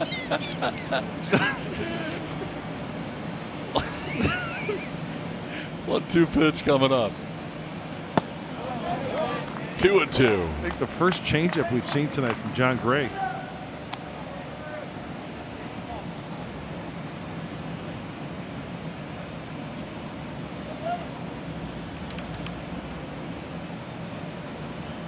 Cronenworth at second base. Grisham at first. One out. Padres trying to make some noise here. Really 2-0, and they've not been able to do anything with John Gray all night. You know, Don, his humerus is poking out of his jersey, but I don't want to speculate anything. We'll let the trainers look at it. We'll get back to you next inning. We'll get a full report for you. 2-2 pitch. And it's flared to right field. That ball is going to get in for a base hit. Around from second base comes Cronenworth. The throw will go to second base, and the Padres are on the board. They cut the Rockies' lead in half. It's 2-1. Manny Machado drives in a Padres run. And that's all it takes. We talk about squaring up baseballs. We talk about hitting them 450 feet. That's another changeup. It's like the second or third changeup that Gray has thrown at Manny Machado this at bat, and that's all it takes. He goes out and gets it. You can even hear it. Really, it wasn't off the sweet spot, down by the label. Just a little wedge shot to right, and the Padres are on the board. Good protection of the strike zone by Manny during that at bat. Now you got the tying run 90 feet away, and Trent Grisham, who is at third base. It all started with Cronenworth getting his second hit of the night. That's one of my keys, Donnie, taking the extra base. That was hit perfectly down the right field line to where Grisham goes all the way over to third. Daniel Bard up in the pen. One of the great stories. A guy who's not pitched in the big league since 2013. Had what they call the yips. Had troubles for years, and it appeared was going to give it up. Tried coming back several times, and he's back now with the Rockies. Picked up a win in his first outing back in the big leagues. Some 7 years from the last time he pitched in the big leagues. Good for him. And he is a spectacular guy. That's a great story. Glad to see him back. Tommy Pham, runners in scoring positions, get some good numbers. He is 0 for 2 in tonight's game, grounding out to third base on 2 occasions.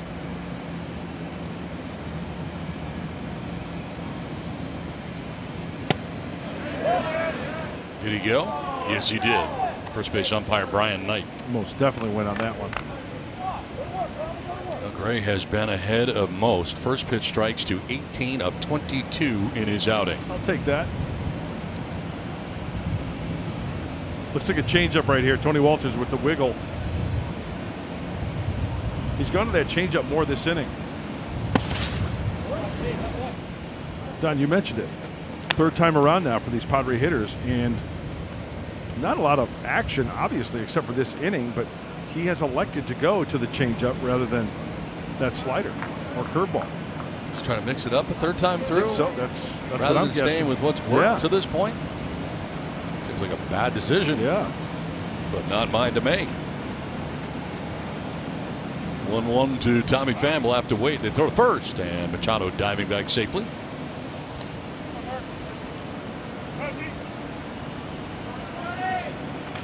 Daniel Murphy holding on Machado, with Grisham across the diamond at third. 1 out here in the 6th inning, and the Padres are on the board.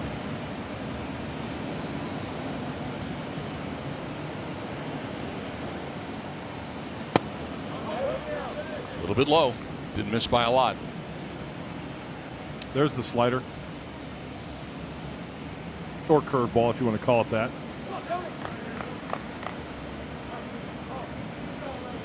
There's a difference. 2-1 pitch coming up. And this one is grounded towards shortstop. Story can't make the play. It gets through him into left field. Scoring from third is Grisham, and the Padres have tied it up. That ball had double play written all over it, but it gets through the left side. And the Padres have tied it up 2-2. Boy, he totally misplayed this ground ball. I think that's one he's got to either charge, get on the short hop, or get in front of it. I mean, you know, we've seen that shortstops kind of retreat a little bit, get the bigger hop. And the Padres get a break right here. Tries to olay it off to the side. Gets a piece of it. Padres adding on. I guess he got caught in that in-between hop, That's perhaps. I think that's got to be an error.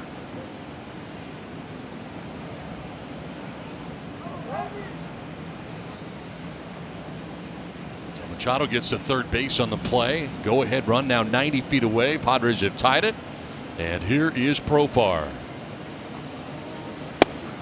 Takes strike one.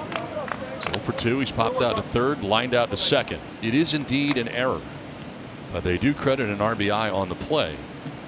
So Pham reaches on the E6, but gets an RBI.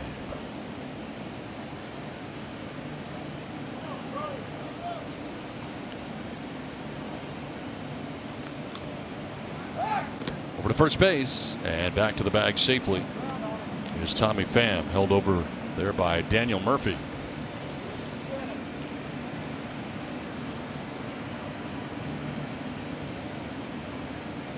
Machado at third, Pham at first.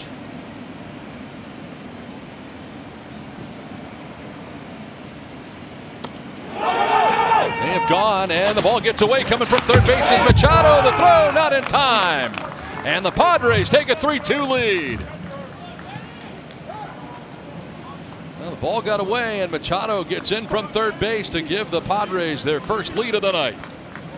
You know, this is heads up all the way around, and it goes for San Diego because Machado scores. Let's check it out. Good secondary lead. What a great job by Walters, and Gray covering. You know, that throws on the first base side of home plate, but still on the move going away from the plate. The snap throw. See how it's on the first base side? Gray's got to get it, and slap throw, and gets his foot on home plate just before the tag. That's a really, really nice play all the way around.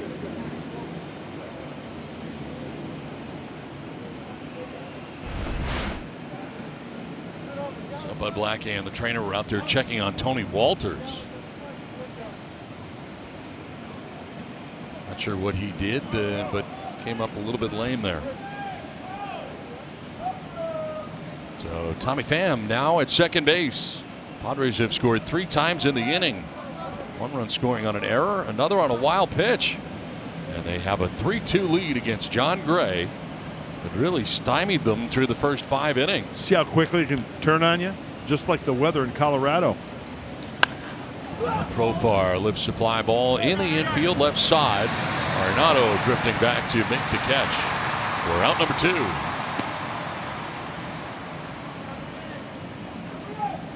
Now for me, the biggest play of this inning was the non-play by Trevor Story. That was the error. That should have been a double play that got him out of the inning. And here comes Bud Black. Gray's up to 88 pitches, and he's going to make the change with 2 outs in the 6th inning.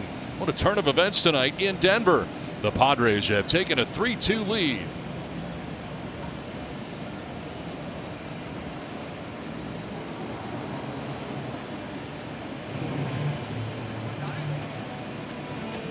Taking a 3-2 lead with 2 outs in the top of the 6th inning, and Daniel Bard comes into the game. We were talking about him as he was warming up on his first opening day roster since 2012, pitching in the big leagues for the first time since 2013. An amazing story, man. It really is, because drafted back in 2006, he was a first rounder, 28th overall by the Red Sox, as you mentioned earlier. And it's just a great story. And I'll tell you what, I think of Rick Ankiel and other pitchers who had difficulty. And you know what? It is not pretty to watch. I watched it for 2 years. I mean, literally watching a guy melt down in front of you it was horrifying for opposing hitters, because he was throwing 98, 99 and throwing behind guys and couldn't stop. Wow. I mean, he was hit. I remember one night in Toronto, he hit 4 Blue Jays, and Encarnacion ended up on the DL, as it was called then. But you know, and he felt terrible about it, but he just could. There was nothing he could do. It was all over the place. At one time, he was the best 8th inning setup man in the majors. The Red Sox tried to make him a starter the next year after coming off his most successful season, and that's where the problems began. They started in spring training. Wow. Here he is facing Will Myers. And it's 96 and down. But he has tried so many times with so many different organizations over the years to come back.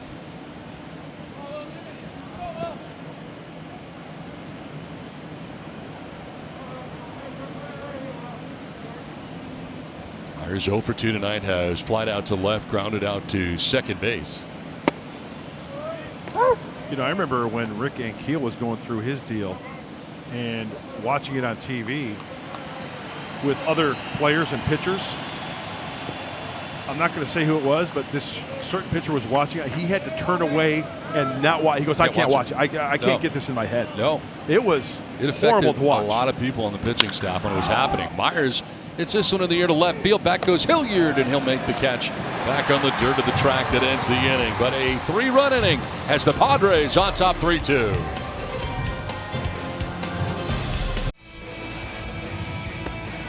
Well, Garrett Richards tonight, he's twirling the gem. He now has the lead, trying to establish the fastball early. But the one pitch that's really been working for him, especially after that Charlie Blackmon home run in the first inning, the 2-run shot, is the slider.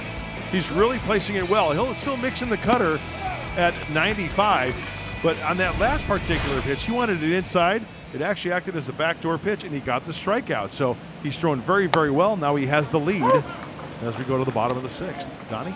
Garrett Richards working with the lead for the first time in this game. Yeah, dealing with Nolan Arenado, who leads it off here in the bottom of the 6th inning. Padres scored 3 times in the top half of the inning. It's a grounder left side to short, and Tatis on the run and in time to get Arenado. So Arenado 0 for 3 in the game. As Richards has done a very nice job with dealing with Arenado, and it brings up Daniel Murphy. Yeah, this is the inning here after taking the lead, and now the 3rd time around for this Rockies lineup. Shutdown inning here. Yep.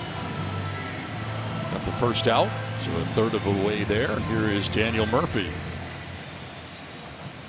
Murphy has lined out to center and grounded out to first base. 0 for 2.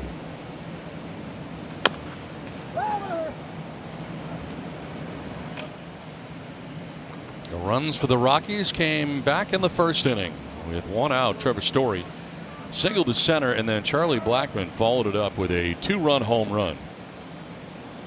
That's a right center field, and that is the Rockies' runs. Since then, they put together only 4 hits, and Richards had 6 Ks along the way. He has not walked anybody. There is action in the Padres pen for the first time tonight.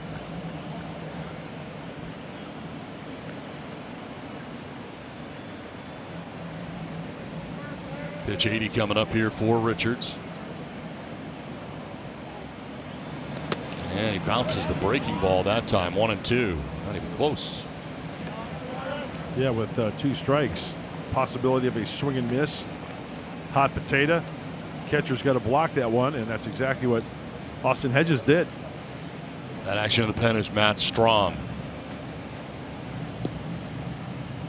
Last we saw Strom, Mike Yastrzemski had taken him in to McCovey Cove. The walk-off win, game 2 of that series. This one's grounded up the middle. It'll find its way into center field. Daniel Murphy is on with 1 out.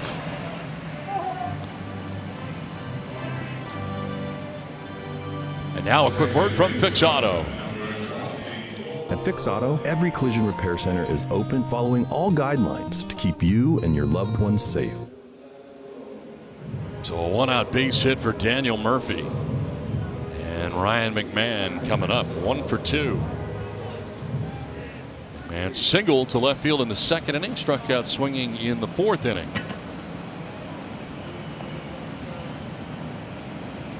Total 7 hits in this game for Colorado. And a strike to McMahon.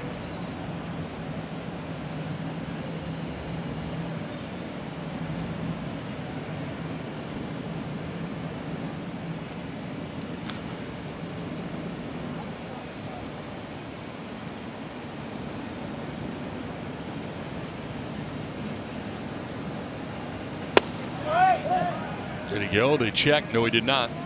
Tom Woodring, the third base umpire.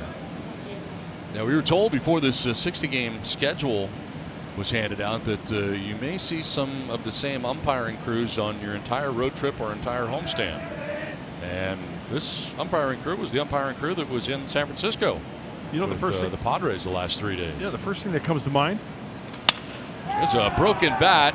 Line drive into right field for a base hit. Murphy is headed to third, and the throw goes there. The tag will be in time. Nicely done. Machado slaps it on Murphy, and he is out, thrown out at third base for out number 2.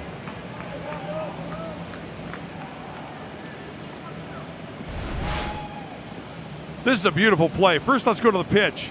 It's a cutter that shatters the bat of McMahon. Now the race is on. A lot of first and third action here in Colorado. As soon as Will got that ball, even though it's the third base side, Manny Machado gets stretched out.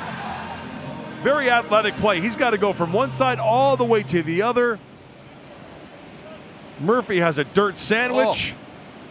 And Manny makes a spectacular play at third base. Well played all the way around. So 2 down, and McMahon at first, and they check on him, and he's back safely. Oh, what a difference that makes. You'd be looking at first and third. Tying run would have been 90 feet away with 1 out. Myers with a good throw. It was to the home plate side, and that made Machado have to dive back, but he got there. You're right about the face plant that Murphy had there in the dirt.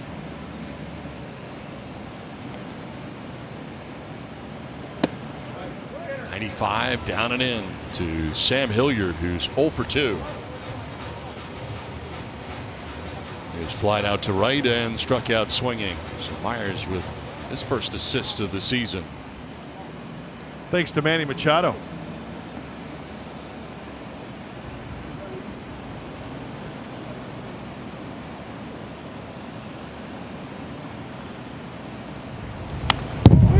Fouled straight back on the 94-mile-an-hour fastball. It evens at 1-1. See, that's how the big innings are created.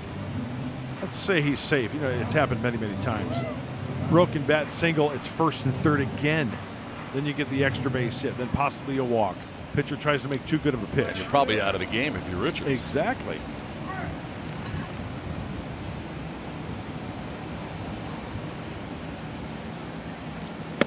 Swing and a miss, and he jumps ahead 1-2. So there really is an element of luck that plays into this as a starting pitcher. Sure.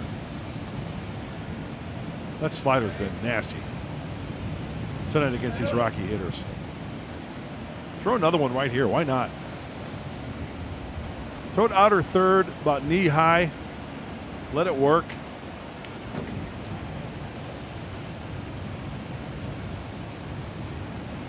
Nicely surrounded by hedges. No advance at first for McMahon.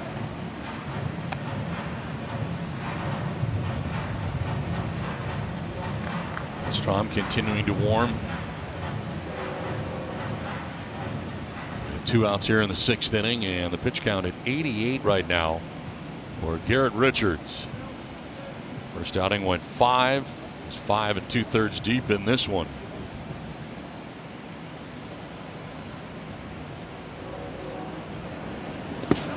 In the dirt again, full count. Blocked again, nicely by Hedges. Going nowhere is Ryan McMahon.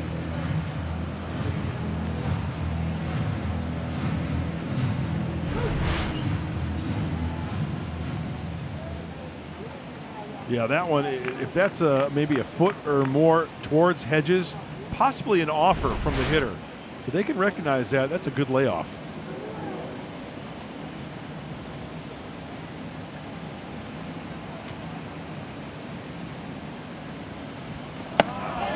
Ball 4, and he loses Hilliard. So a walk here, has 2 on now.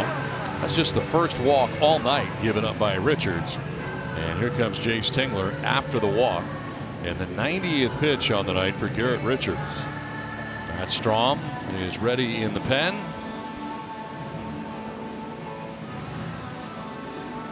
Richards upset with himself.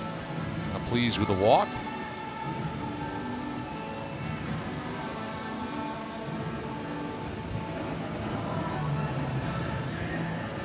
He will be departing here after 5 2/3. He leaves responsible for the runners at first and second. It's 3-2 Padres.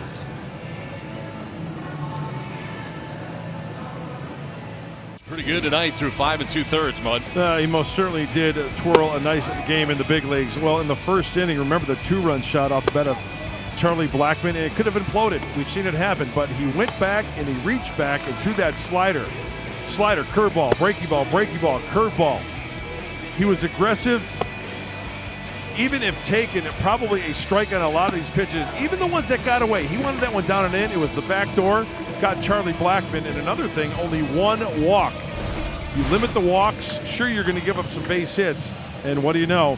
He leaves with the lead after going 5 2/3 and hands it over to Matt Strom. A really good night in the big leagues for Garrett Richards. Matt enters his 4th game. ERA at 3.38. Opponent's only hitting .222. And he inherits 2 runners, so this is a big outing for Matt Strom. Matt Kemp is pinch hitting here for Raimel Tapia, and he lights this one to left field. That ball is going to get in and go to the track of the wall. McMahon is going to score to tie the game. Behind him coming Hilliard. The throw is not in time, and the Rockies take a 4-3 lead. Matt Kemp comes up with a big 2-run pinch hit double.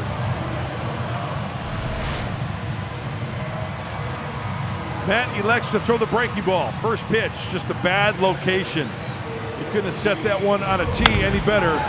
Speeds up the bat of Matt Kemp to the pull side, and with 2 outs, everybody is off and running. Stu Cole sends them both home. Wow, how quickly it turns here in Colorado.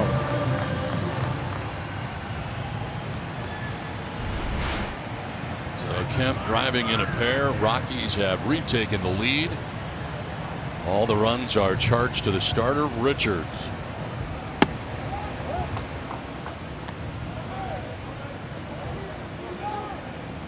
Matt Kemp coming off the bench and driving in 2 here in the 6th inning. Well, it wasn't the pitch, it was the location of the pitch. Just too fat of a pitch.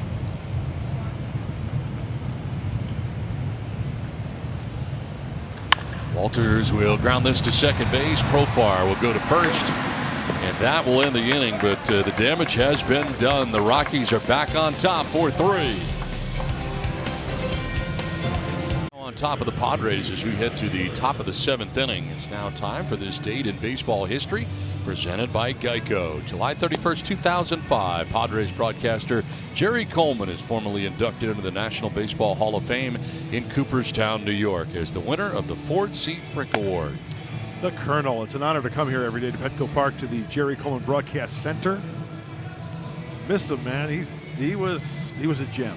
That's a great picture, isn't too. it? Yeah. At the Hall of Fame. One of the most humblest. Is that right? Humblest? Most humble men I have ever met. I know he's one of the nicest, classiest gentlemen I've ever met. Coming in here for the first time in 2002. Actually, not here. Over at Qualcomm. Right. It was the first time I met him. Right. It was only my 2nd season in the majors, and he couldn't have been any more welcoming. So gracious with his time. Very much so. Josh Naylor.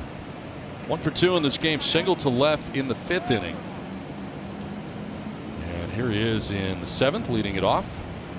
More Daniel Bard. And a swing and a miss. 1-1.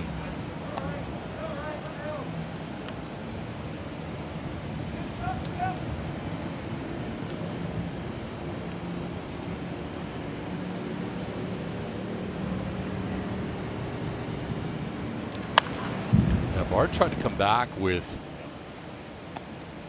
many different organizations. The Cardinals, the Mets. He was signed by the Rockies this time to a minor league contract February 21st. And was added to the 40-man roster July 18th during summer camp. He had been mentoring Diamondbacks players in their minor league organization each of the last 2 years, 2018, 2019. He was kind of like a, what you call a quality control coach, a mentor, kind of a voice, someone to help him out. Right. And I think some of the struggles that he went through himself made him sort of an expert. Maybe because he went through a series of mentors and, quite honestly, therapeutic attempts to try to get out of this funk that he was in and just couldn't do it. And from a physical standpoint, a mental standpoint, being an athlete, I mean, hitting rock bottom like that, I mean, and then reaching out to get some help. I love stories like this, and this is the type of kid, you know him better than anybody. It's the kind of kid you root for. And again, he is a terrific guy. This was on the ground to second base, and McMahon slides to his left and throws out Naylor for the first out here of the 7th inning.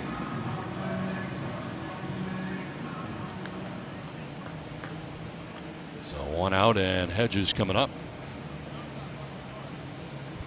And Hedges has just been called back now, and Mejia is coming out. So last night the change went the other way from Mejia to Hedges. And here comes Mejia now to make his first plate appearance as a pinch hitter here in the 7th. So trailing, now hoping for a little bit of offense, possibly. Last night, as you mentioned, Don, it was the other way around. Padres had the lead, insert Hedges defensively to have the defensive replacement. Neither one doing much offensively. Yeah. He is 0 for 10 so far this season, as Hedges now is 0 for 15. So quick math, that tells me that the catching for the Padres 0 for 25 at the plate. Ouch.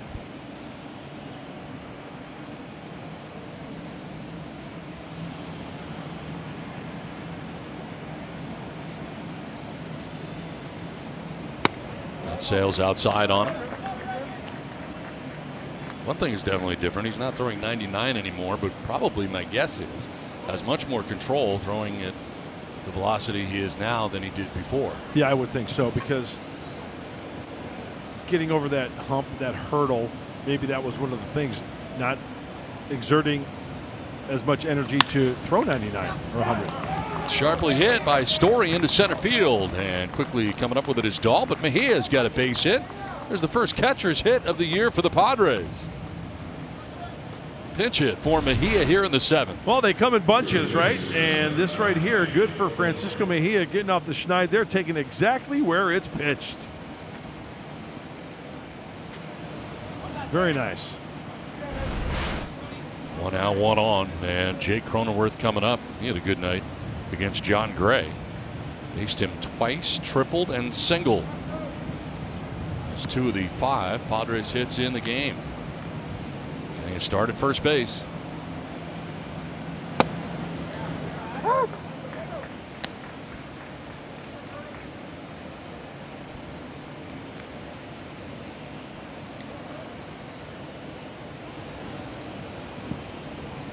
John Gray went 5 2/3, giving him 4 hits and a total of 3 runs.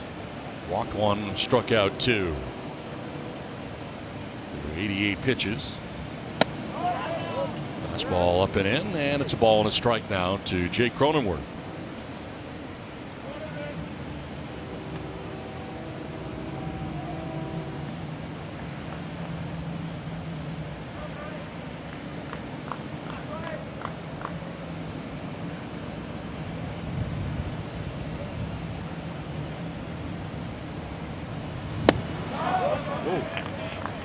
Good pitch. Tried the back door, did not get the call. It looked like it caught the outside corner.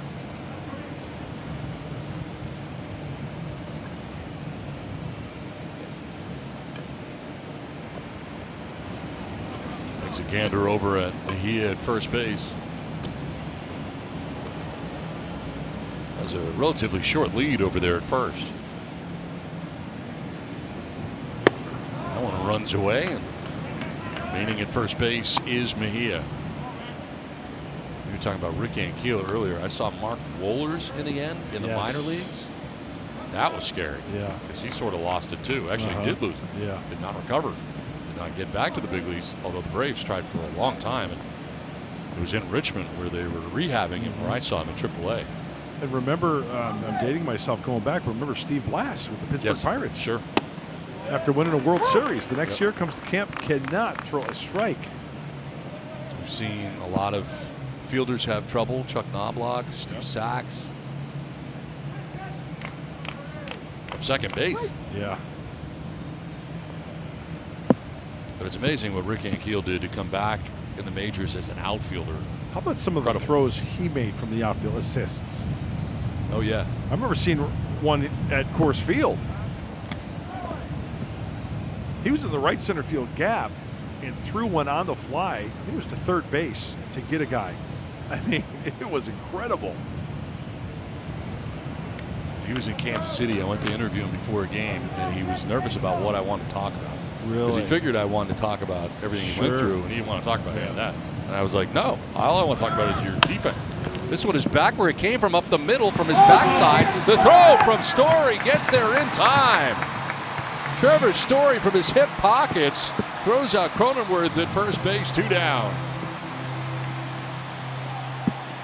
I'm just wondering if this gets a piece of Bard. Oh, you know what? It hit him in the backside, and it deflected. Story goes down. That's a nice play.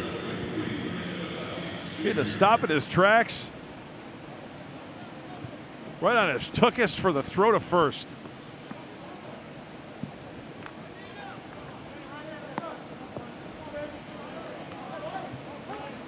It's a 1-6-3 play.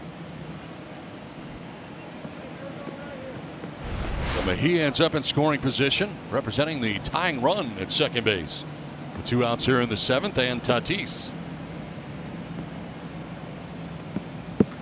And this one is lined to right field. That's going to get in for a base hit. Mejia being waved around. Blackman's throw coming in plateward. It is cut off, and the Padres have tied it up. Fernando Tatis Jr. drives in the tying run.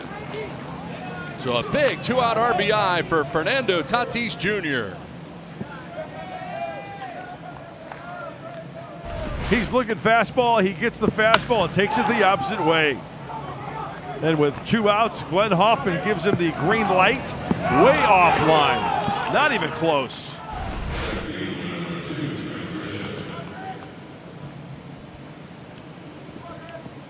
So a tie game now, 4-4.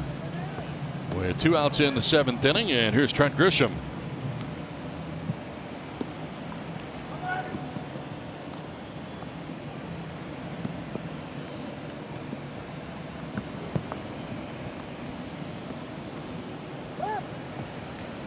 Grisham backs out, asks for time.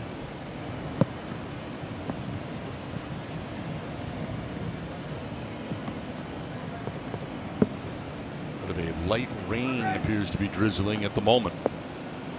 Over to first base and back to the bag. There is Tatis.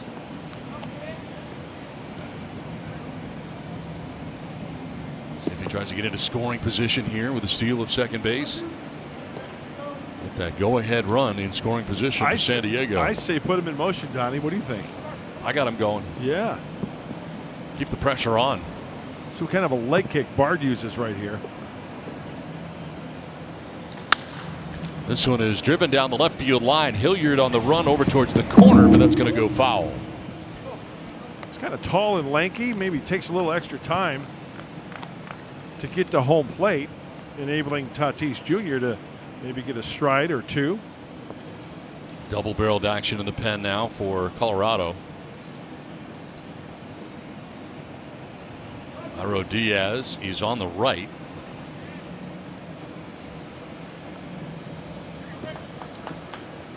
And that is Tyler Kinley on the left.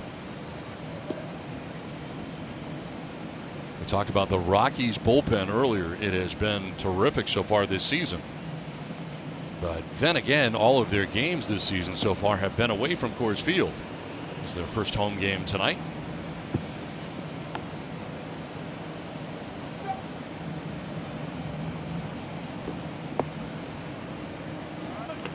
Throw to first, and Tatis back to the bag. They're thinking he may be going someplace too. Yeah, don't get picked.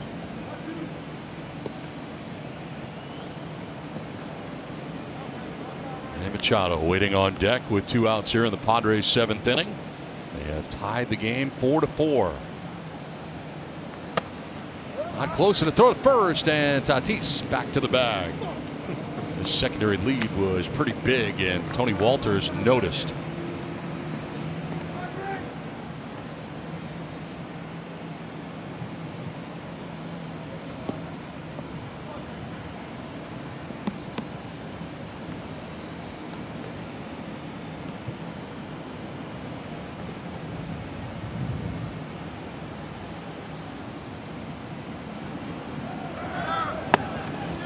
Not going is Tatis. Walters is expecting him to go. So is Bard, who's ducking for cover there, as Walters popped up like he was going to fire to second base. Sometimes you get a pitch taken away from you as well, like a close pitch. If that catcher gets out of the crouch, anticipating a runner to go.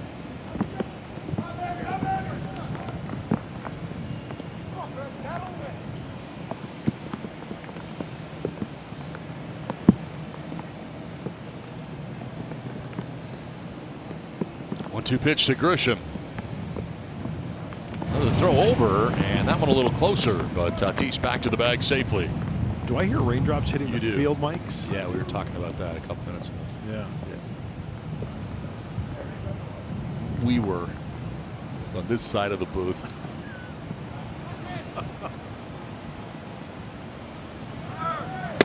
That is, wow, he's lucky as Tatis takes second base. He was stealing. That was a really good pitch, Wow. too. Walters was set up outside. He had to reach across. Watch where this, after we take a look at the good jump. Flash look, goes in standing.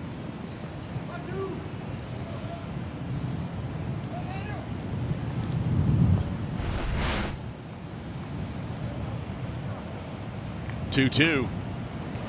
And that is strike 3. So Grisham strikes out to end the top of the 7th. 7th inning stretch and a tie game now. Well, Manny Machado sending this to right field. And that would score Cronenworth as the Padres doing some damage. And this error committed at shortstop by Trevor Story was huge. Could have been a double play. But instead the Padres would come back. Tied the game, and this wild pitch has Machado coming from third base, and Manny gets in to put the Padres on top 3-2. Then Matt Kemp, a pinch hit appearance, and he drives this into left field. 2-run score, and the Rockies regain the lead 4-3. The Padres able to answer, though, in the top of the 7th inning. Fernando Tatis Jr. with 2 outs, and Mejia at second base. It's a base hit to right field. Throw from Blackman is cut off, and the Padres tie the score 4-4. 7th inning stretch from Denver, and a tie game as it's getting late. Matt Strom came on, got the final out of the 6th inning, and he will start the 7th inning with the top of the Rockies order coming up. David Dahl, Trevor Story, and Charlie Blackman. And he's got a new battery mate as, of course, Mejia pinch hit for Hedges. So Mejia now in behind the dish doing the catching. Here's David Dahl. Garrett Richards is off the hook.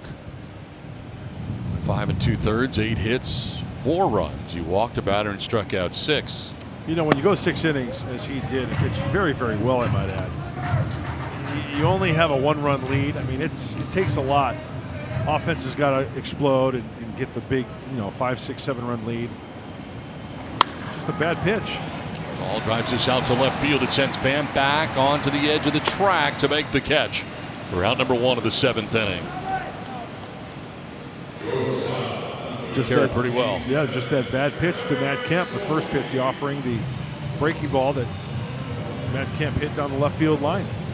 So at that point, the last 2 pitches that Strom had thrown was the walk-off home run by Mike Yastrzemski in San Francisco, and the first pitch he threw in this outing was the 2-run double, pinch hit double for Matt Kemp. Greg Stammen, who had a rough outing the other night in San Francisco, is warming in the pen.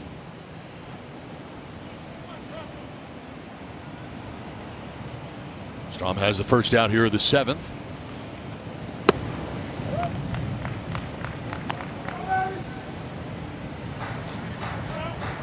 Two for 6 against Strom is Story. That includes a home run. He has 2 home runs in the early going of 2020. Foul back and out of play off to the right.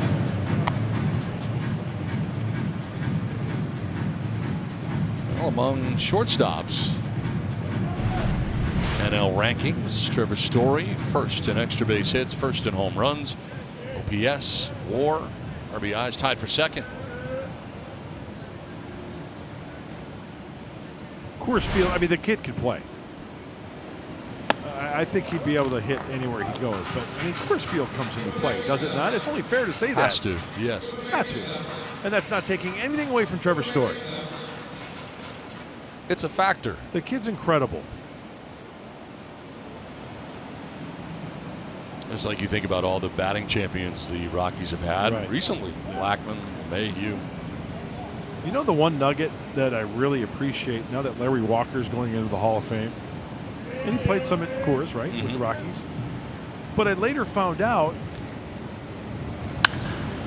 This one is in the air to right field. Myers headed over at the wall. That ball is gone. Trevor Story, speaking of home runs, has just hit his third of the year and just put the Rockies back on top again. Trevor Story puts Colorado on top 5-4 as Strom surrenders a home run with one out here in the bottom of the 7th inning. And he pads his numbers against the lefty Strom. We talked about it. There's the slider. Just goes to show you. We talked about it earlier. You square something up, foul pole to foul pole, it will go.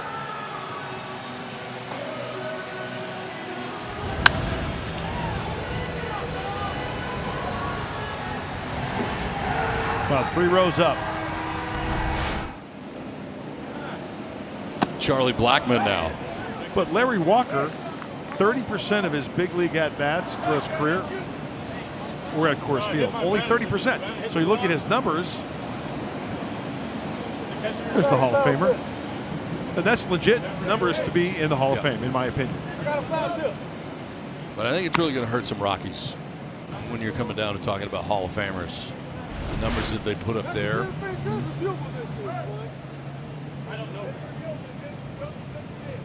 That appeared to be a foul tip. Yes, it hit the end of the bat, no doubt.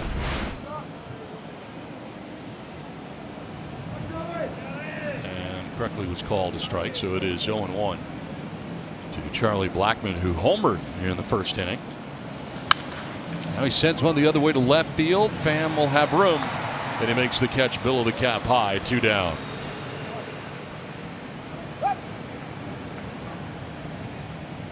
Strom records his second out, and hopping out of the dugout here is Jace Tingler again. He's had Craig Stammen warming in the pen, and it looks like he's going to go get Stammen.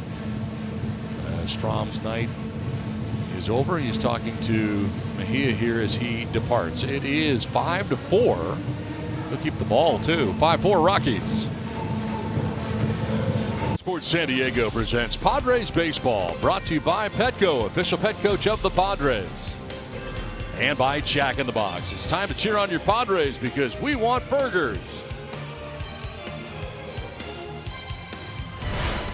Back at Coors Field in Denver, where the Rockies have a 5-4 lead now.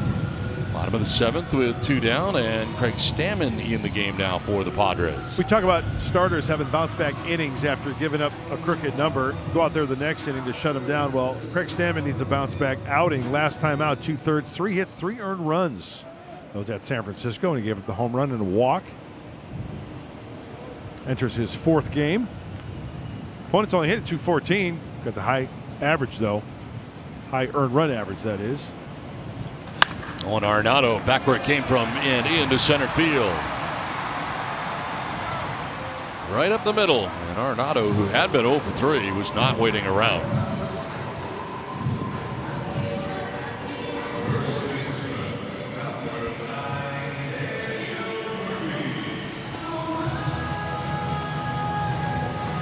Two down Arenado at first base, and Daniel Murphy coming up.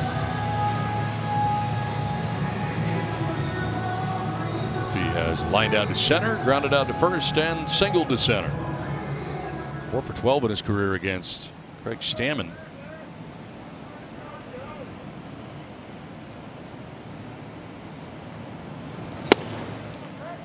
Fastball in there for strike 1. Now the Rockies have retaken the lead on a home run by Trevor Story. So Strom in an inning allowed a couple of inherited runners to score that were charged to Garrett Richards, the starter. Didn't walk anybody, nor did he strike anybody out, but he is currently on the hook. The Padres trailing by a run.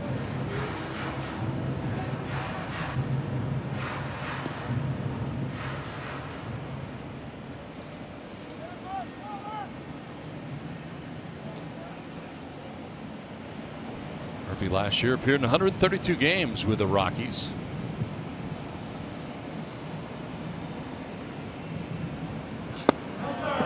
After he missed all of April last year, left index finger fracture.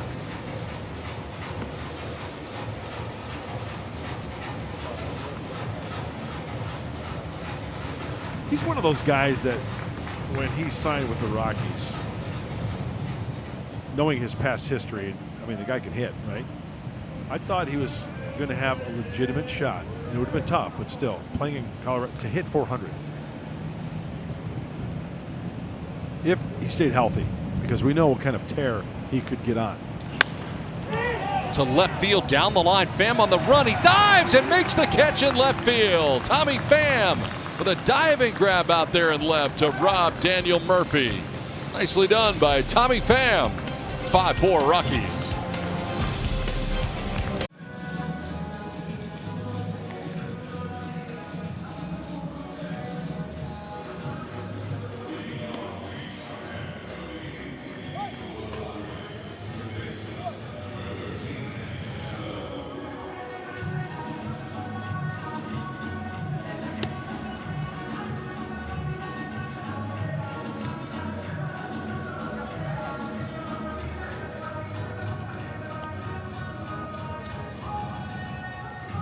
All right, guys, thanks very much. Back in Denver, where we play along here to the top half of the 8th inning. Jairo Diaz becomes the third arm used tonight by Bud Black. Two-pitch pitcher, the fastball and the slider. The fastball, 95-96, enters his 4th game. 3 scoreless innings to begin the season. Also has 2 holds under his belt. 56 appearances with these Rocks last year.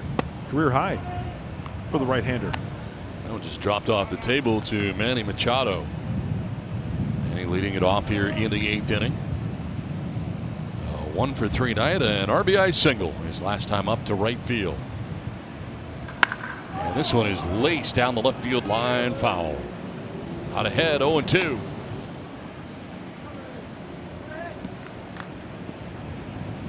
John Gray started this game for the Rocks. 5 2/3, gave up 3 runs. Daniel Bard goes an inning and a third and gives up a run.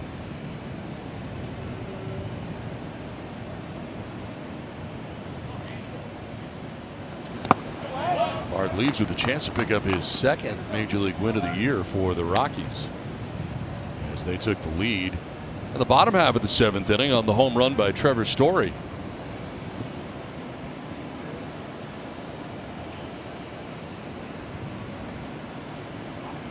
Swing and a miss, and Machado strikes out to open up the 8th inning. There comes Tommy Pham, who made a great catch to end last inning. This took away, obviously, extra bases, but with a runner on first base and 2 outs, if he gets it by him, it's a run for the Rockies, but he lays out. You get to the point of no return to where once you lay out, you got to go 100%, and he does just that. The old tuck and roll. Beautiful. That one gets by him. Wow. Yeah. Oh, you already said that? Yeah. Oh, okay. I don't always listen to you. You know, for the viewers at home, it's awesome because what you don't see sometimes. Okay, here's how it works. Like I'll say something, or vice versa. We'll say something and then we'll repeat it. So I just looked at that and I went. I don't always listen to you. I don't.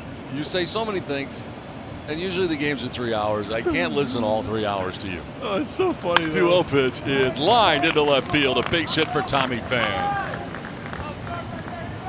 Hey, breakout defensively and offensively. You know, if that ball gets by him and left, it's a different story, and he gets the 1-out single here.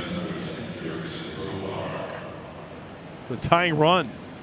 1 out, 1 on. Profar 0 for 3 in the ball game tonight. Off to a 3 for 22 start with his new club.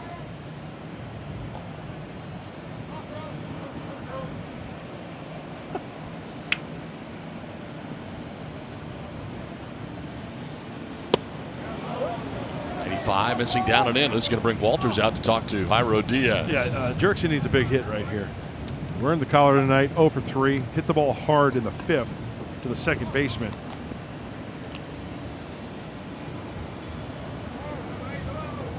This copyrighted telecast is presented by the authority of the San Diego Padres. It may not be reproduced or retransmitted in any form, and the accounts and descriptions of this game may not be disseminated without express written consent of the San Diego Padres. One out, one on, a 1-0. And Profar foul tips it. Padres do have action in their pen. All this innings going on.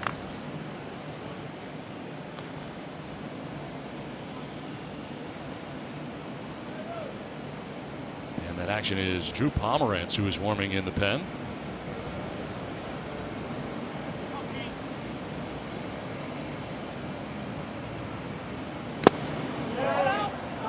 And in the dirt. 1-2.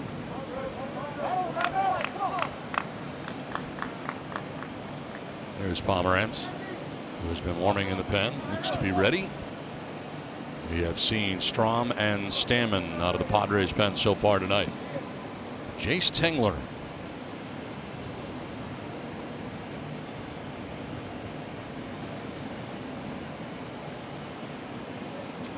Swing and a miss, and Profar strikes out. Second strikeout for Diaz since coming in. 2 down here in the 8th inning. Well, as a rookie last year, Diaz had 5 saves, so this is a situation where he's got to hold him. That's a slider right there, and Tony Wolters doing a good job of smothering it. Smother and recover. Big strikeout for the right-hander. 2 down for Will Myers. Flied out to left, grounded out to second, flied out to left again. 0 for 3. One of his favorite places to hit, if not his favorite, at Coors Field in Colorado.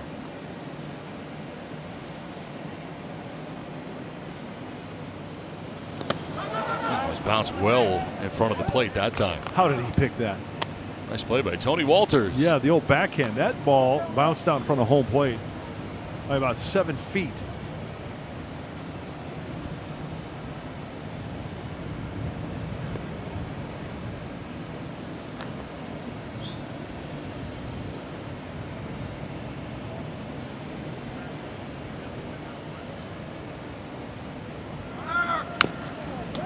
Over foul, 1-1. Fastball's been around 94, 95. And back to first goes Pham. He's singled with 1 out. He's still at first base with 2 down here in the Padres 8th.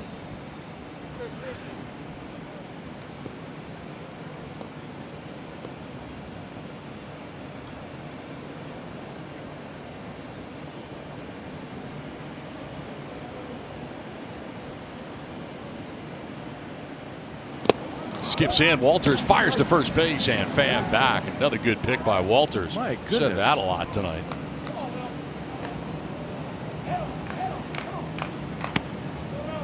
He's unbelievable.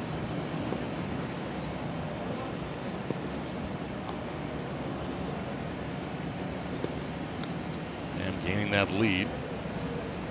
Not terribly large. Not quite to the cutout there. Myers lines this one to left field. That's a fair ball down towards the left field corner. Pham racing around the bases will get to third as Myers cruises into second with a stand-up double, and the Padres have runners at second and third with 2 down. Will Myers, who had been quiet until now, doubles here in the 8th. He doesn't attack this ball. It's a breaky ball. Watch him go out and feel for it. Reach out and touch somebody, won't you? Gets extended right there for the double down the left field line. And with 2 outs, he's off and running. Now the Padres need a big 2-out knock to possibly take the lead. Tommy Pham got the play right in front of him.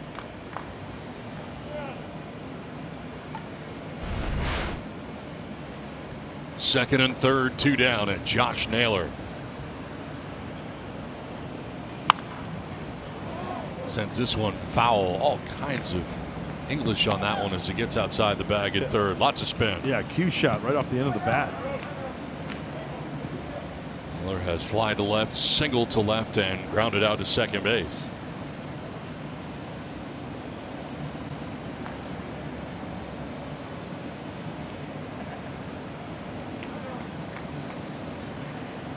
Diaz wants to see the signs again as he backed off and peers in to find out what he'll throw from Tony Wolters. Is in agreement now.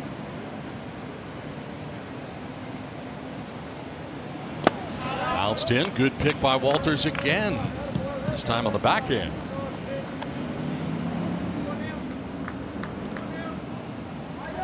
Especially that runner at third now, and Tommy Pham tying run at third. Go ahead run at second base in Will Myers with 2 outs here in the 8th.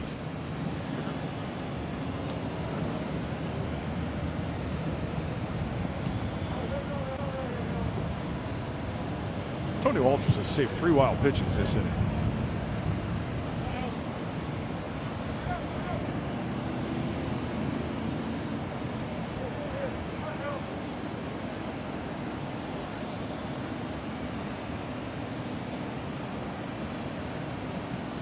One to Naylor. Fouled again, and it's 1-2.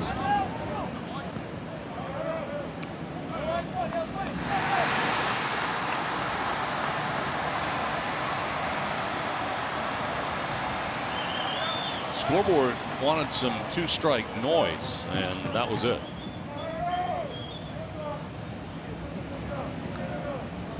One-two pitch coming up here to Josh Naylor. Oh my gosh, that's the 3rd time he's cued it right off the end of the bat. I don't think I've ever seen that.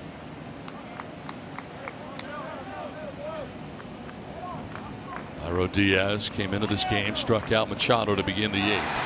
Pham singled to left. Profar struck out swinging. The double by Myers has Padres at second and third with 2 outs in the 8th.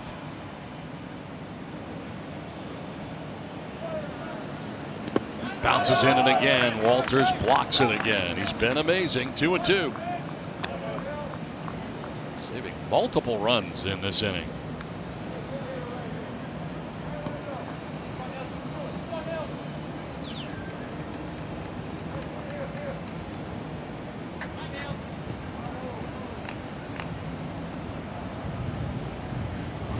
Naylor swings and misses and strikes out. Diaz gets out of the jam in the 8th.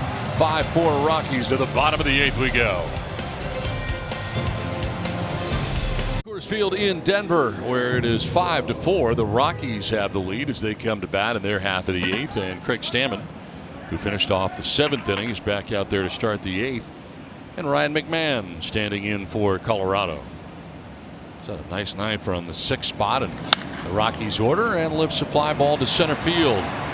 Pham going back, or rather Grisham going back, will make the catch shy to the track and makes the catch for the first out of the 8th inning.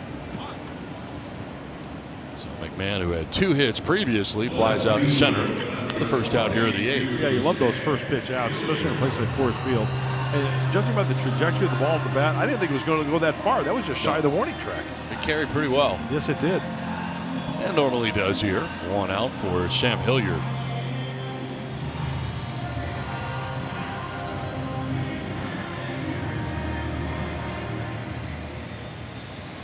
Hilliard has flied out to right, struck out and walked. He has scored a run as well. And the curveball snapped off by Stammen. Now the closer up in the pen for the Rockies. Got a couple of saves already. Wade Davis swarming as the Rockies bat here in the home half of the 8th inning.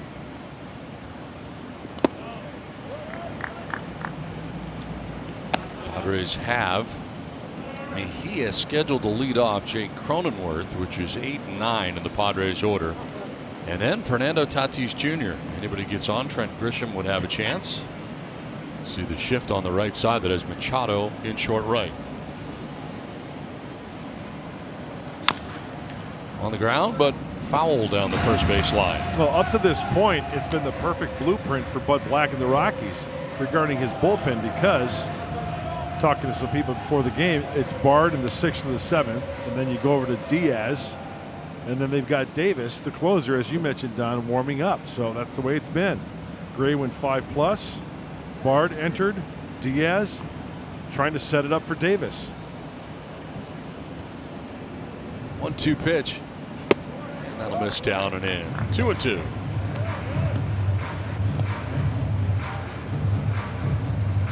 Who'd you talk to before the game? Why'd you name names? What do you say? I talked to some people. Name your sources. Jeff Hewson, the color analyst for the Colorado Rockies. Yes. This is a real source. Yes. That's a good source. Yes, it is. 2-2 is grounded through the right side, but Machado at short right. His throw is going to be in time. So the shift worked out great there, as Machado in short right field, as it gets through that right side, is there to make the play. Long throw and all, but he gets Hilliard 2 down. That's why you got to love this great game of baseball. You come to the ball yard and you never know what you're going to see. And this ball hit sharply, but Manny Machado gets rid of it. And you know what? Here's the thing. Watch. Cronenworth isn't even at the bag yet. Manny's throwing to a target, knowing that Cronenworth is going to get there, and the accurate throw, and Hilliard peels off. And that may have helped as well, because he's got to hold up a little bit and then peel off. Great play all the way around for Manny Machado and Jake Cronenworth. 2 down here in the 8th, and here's Matt Kemp. Pitch hit and doubled on the first pitch that he saw in the 6th inning to drive in a pair of runs. Here's pinch hitting for Raimel Tapia in this DH spot, and he doubled to drive in 2 and stays in the game in the DH capacity.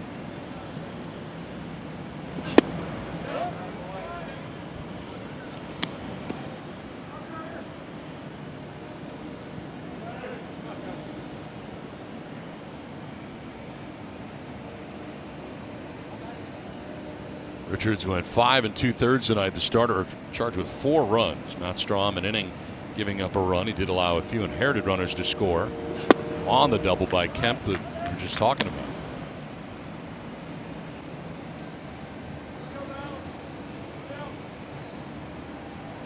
Got to throw him another slider right here. Slider down and away. Oh, he's going back in. And a swing and a miss. Kemp strikes out. That'll work as Stanton picks up his first K. We go to the 9th. 5-4 Rockies. Tatis will bat 3rd when we come back to Denver. And it's Trevor Story with a solo shot in the 7th inning that put the Rockies on top 5-4. Opposite field home run for Story, his 3rd of the year. And that's where we are here, moving to the 9th inning with the Rockies on top 5-4 thanks to that home run. And the closer coming in for the Rockies, Wade Davis. Well, the Padres only trailing by 1, but things can get a little dicey at times when Wade Davis is on the hill. Could get really ugly because he can get erratic not only out of the strike zone but in the strike zone as well. 50-50 on the ball strike ratio, and he throws more off-speed pitches than fastballs. So let's see if the Padre hitters are looking for the off-speed stuff and go to hacking. 2 saves under his belt already, looking for his 3rd, as it is Mejia leading it off here for the Padres in the top of the 9th inning. And a base hit his last time up. And takes the breaking ball for strike 1.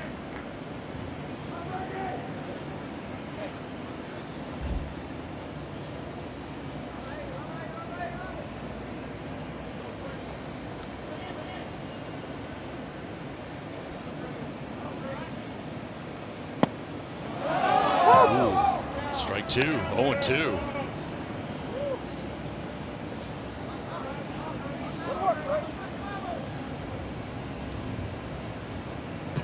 He's had 60 saves out of his last 69 opportunities.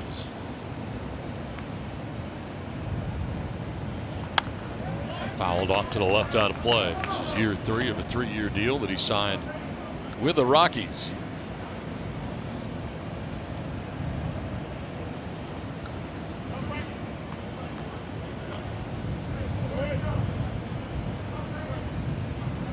Leading it off here in the top of the 9th inning. Padres trailing by a run.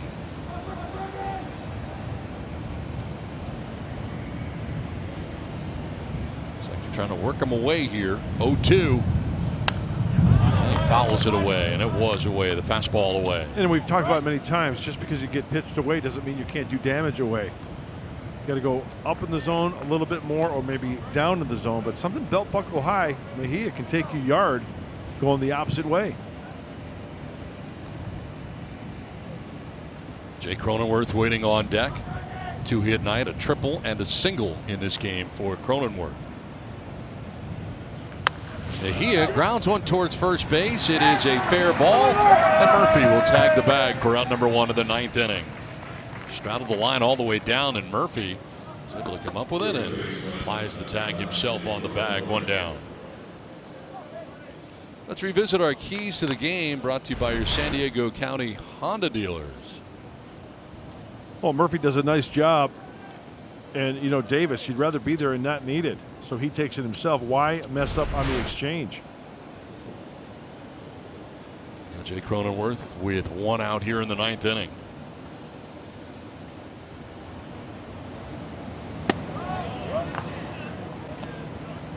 Tripled in the 3rd out to right center field. Singled to left in the 6th. Scored a run. For grounding out in the 7th inning. 4th plate appearance. Got the start at first base tonight.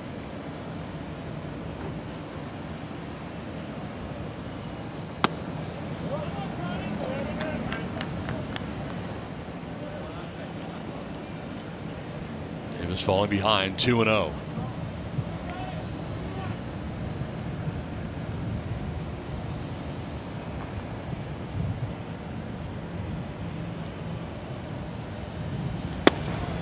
Strike picks up the outside corner, 2-1. Yeah, he's not going to light up the radar gun with that fastball. That's about 91, 92. It's the off-speed stuff.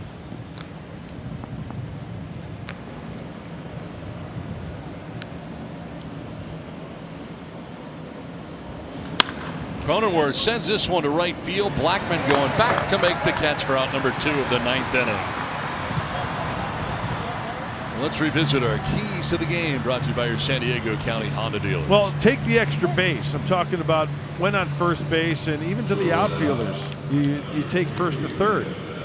8 hits, a double, and a triple. Stay away from the huge inning. Rockies 2 runs in the 1st and the 6th, and that's exactly what the Padres did. Trailing by a run down to their last out. Fernando Tatis Jr. with an RBI single in the 7th inning, has a 1-for-4 night. Struck out twice in the game, grounded to short. And here he is with 2 outs in the 9th inning.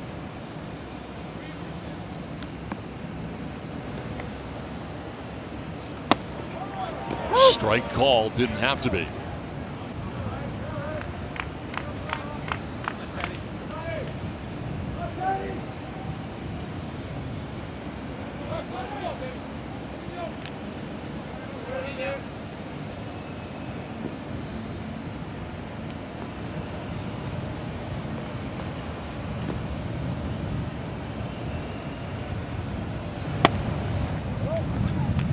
Up and away with that fastball at 93.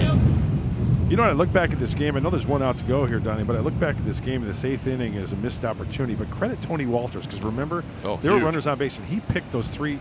I mean, that could have been a runner in scoring position and possibly a run, depending on what happened. But credit the Rockies catcher as well. Yeah, the Padres had runners at 2nd and 3rd. Pham at 3rd. Myers at 2nd with 2 outs, and he made 2 great picks.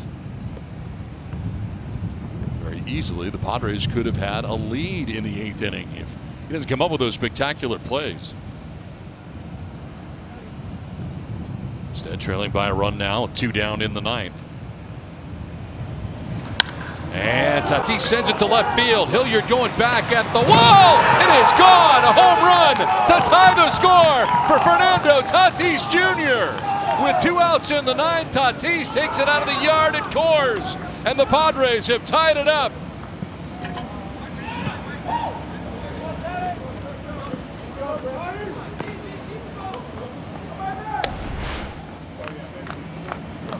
Fastball, middle in, and he knew he got it. Cuidado, Fernando. Wow.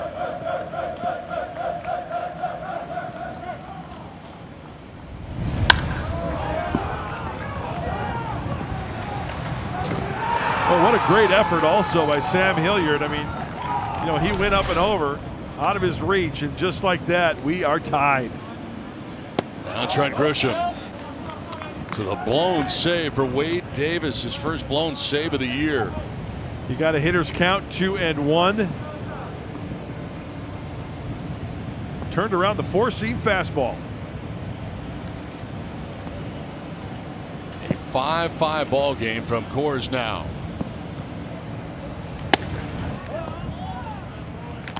Outside for ball 2, 2-0.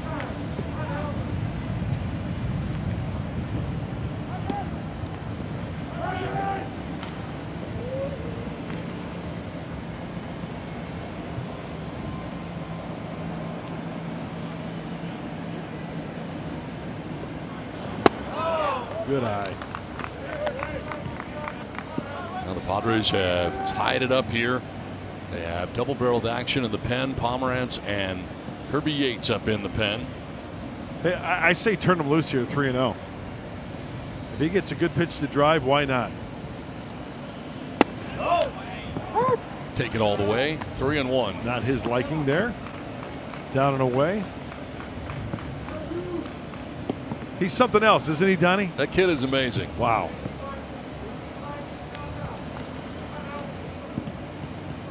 Second home run of the year couldn't come at a better time.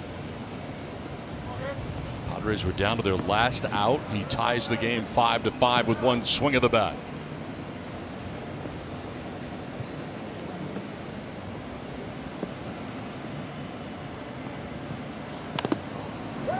Foul ball, full count.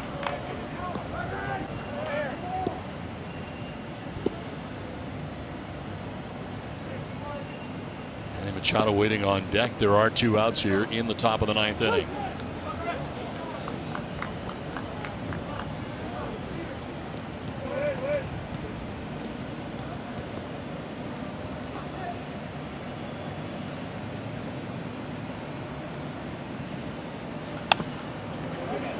Pops it up foul, back and out of play.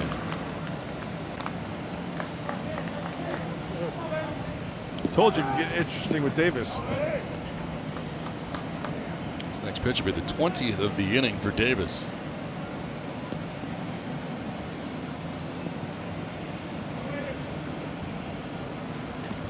Grisham walked and scored back in the 6th inning, looking for his first hit of the night. 0 for 3 in the game. And fouls off another as the battle continues. You know, the ideal situation here is for the Padres to add on here a little 2-out thunder after tying it up and get the pitch count up for Davis so you can't use him tomorrow. 8th pitch of the plate appearance coming up here for Grisham. That is ball 4. So a walk here with 2 down in the 9th inning. Go ahead run aboard for the Padres. Second walk of the night for Trent Grisham. And that'll give Manny Machado a chance. Are we about to see maybe a reenactment of extra innings bonus baseball last night in the 10th where everybody got into the act? I mean, 2 quick outs, home run, walk, setting it up for Manny. Guessing he's going to start him off with something off speed right here.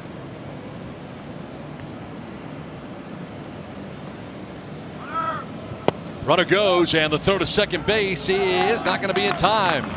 Stolen base for Grisham into scoring position now. Well, that wasn't even close. He got a great jump.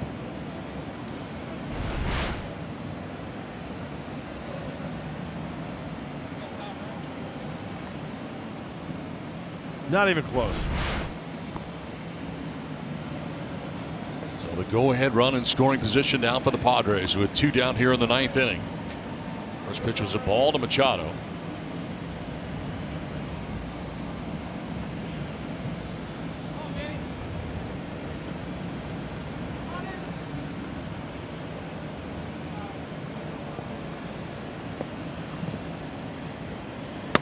Runs inside, 2-0.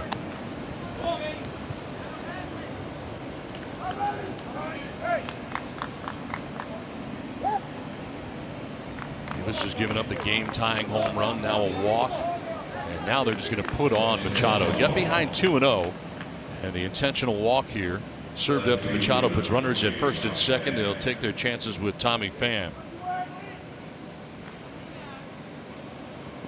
Pham tonight has grounded out to third twice, reached on an error, and singled to left. Also has an RBI. Love to get an RBI right now. Takes the breaking ball high for ball 1.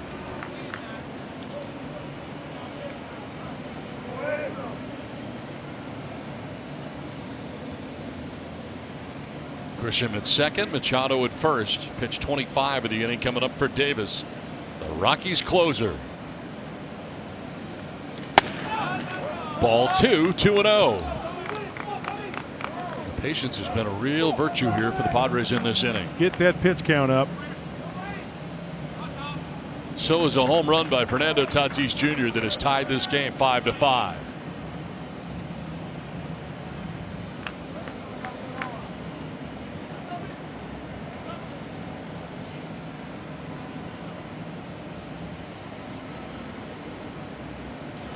Pham swings and misses. Thought he was going to get the fastball there. 2-0, did not.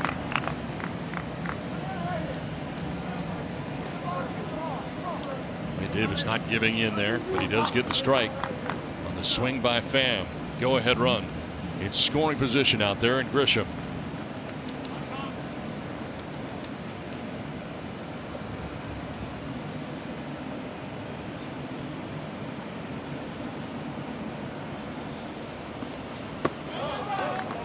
Blocked again by Walters. Hitters count here for a good hitter.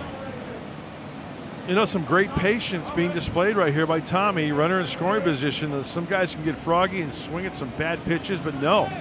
He's taking some pitches just off the plate, possibly to load them up and pass it on to Profar.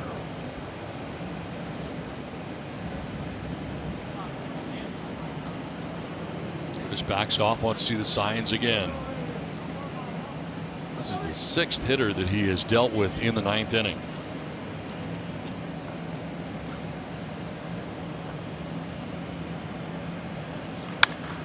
Pham fouls it off, and it's a full count now. So now with 2 outs, the runners can get a start.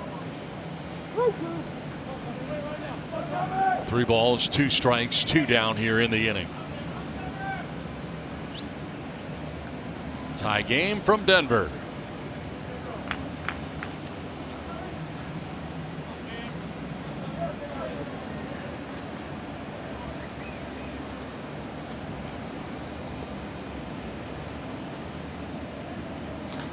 Pham hits it in the air to left field. Hilliard going back at the wall. It's gone! Tommy Pham with a 3-run home run puts the Padres on top 8-5. Tommy Pham has come up big for the Padres in the 9th.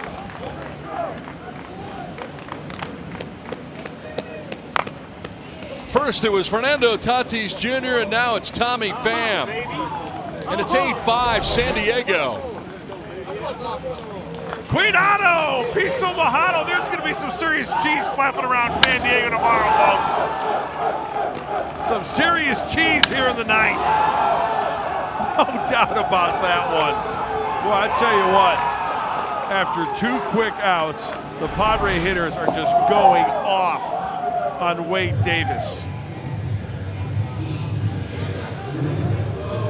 That's the night for Wade Davis. Padres have an 8-5 lead. The pitching change from Coors Field in Denver. So far in the 9th inning, have an 8-5 lead.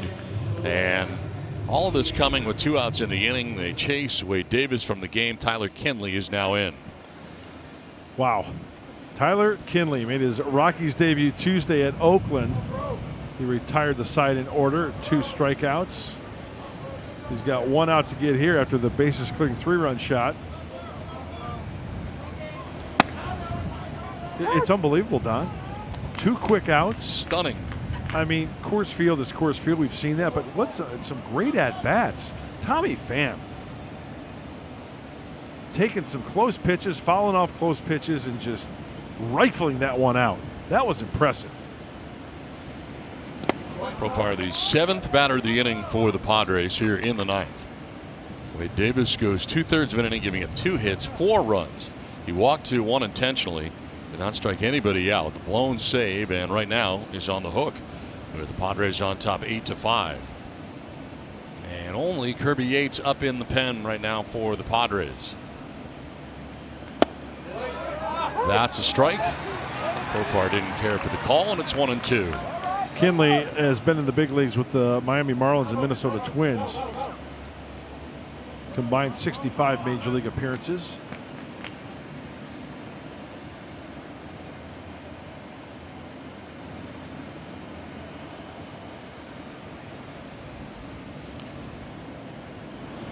Swing and a miss, and Profar strikes out to end the inning. But the Padres, they score 4 times in the top of the 9th inning. There were 2 outs when Fernando Tatis Jr. homered, his second of the year, to tie the score.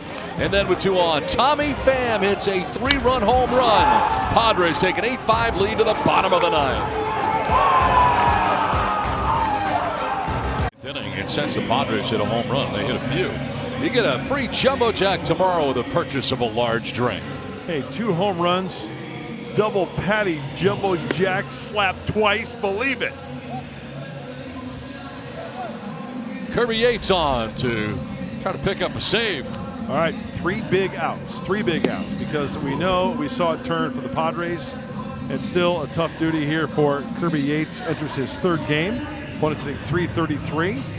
Time to start a streak here for the right-hander. And he is fired up to do so. Been in this situation many, many times. Boy, this would be a good one to wrap up, wouldn't it, Donnie? Sure would. And he warmed up several times in San Francisco, but was not used. Now Tatis with 2 outs, homers to tie the game. Pham with a 3-run home run gives the Padres an 8-5 lead. And here we go in the bottom of the 9th inning. Tony Walters to lead it off against Kirby Yates. And that one is up and in for ball 1. 0 for 4 against Yates, 3 strikeouts. Walters has not had any previous success against Kirby.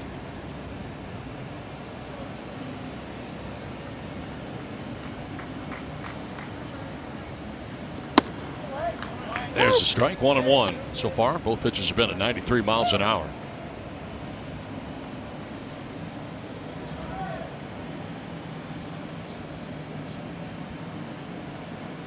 Walters tonight has gone 0 for 3.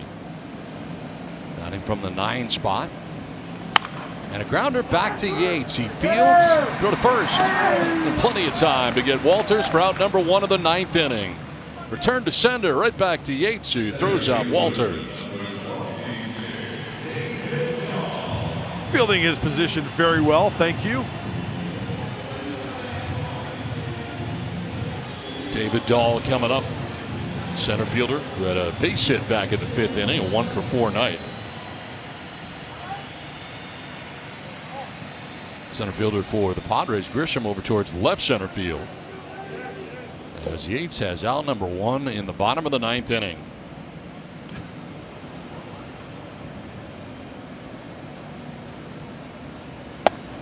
Up and in with a fastball at 94. It's the hardest he's thrown one.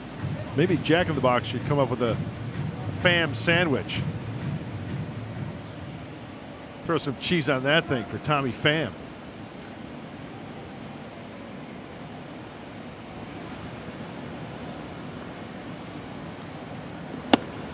Elevated at 94 again. This time he chases 1-1. Who doesn't love the long ball? The pitcher who gave it up, I guess, right, Donnie? Yeah, and that would be Wade Davis. Gives up 2 in the 9th inning, the closer. That escalated very quickly. 1-1 to Dahl. Foul back, 1-2. Kirby Yates trying to get his first save of the year, 41 of them last year. Never easy to get the last 3 outs at Coors Field in Colorado. It's Dahl now, Story next, with 1 out here in the 9th.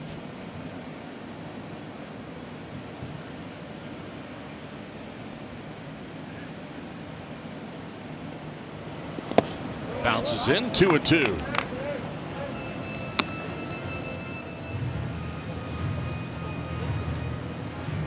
Craig Stammen went an inning and a third, giving him 1 hit, no runs. He didn't walk anybody and struck out a batter. Pitcher of record right now for the Padres at the moment. Yates trying to pick up his first save of 2020.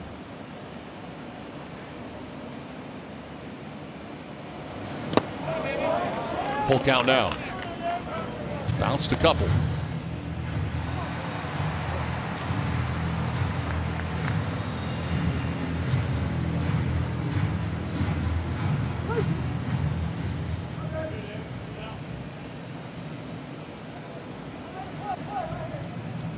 Payoff pitch coming to David Dahl.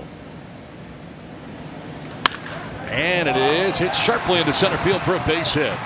Over is Grisham to get it back in, but a 1-out single for Dahl. And the Rockies have a base runner here in the bottom of the 9th inning. That was solid contact. It was, and Kirby's going to challenge him. It's a full count. He's going to have him earn his way on. He's not going to try to trick him.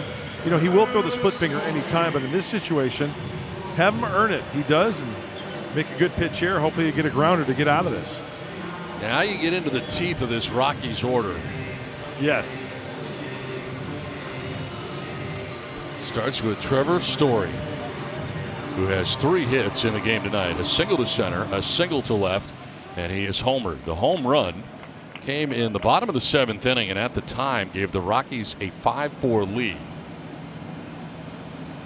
Now he bats, trailing by 3 runs with a runner at first and 1 out in the 9th. It's a fly ball to right field, playable for Myers, who has room, makes the catch for out number 2. So aggressively, Story going, swinging very early, and he's out number 2 of the 9th inning. And it brings up Charlie Blackmon. 2-hit night. The home run in the first was a 2-run shot, then a single to right in the 3rd.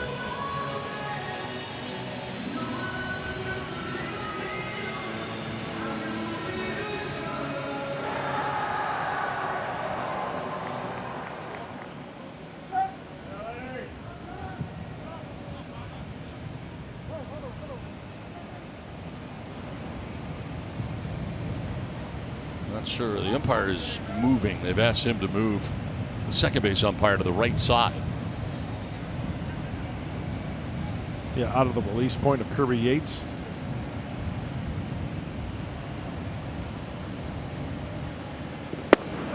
Right at the knees. Good pitch. 94. Strike 1. Here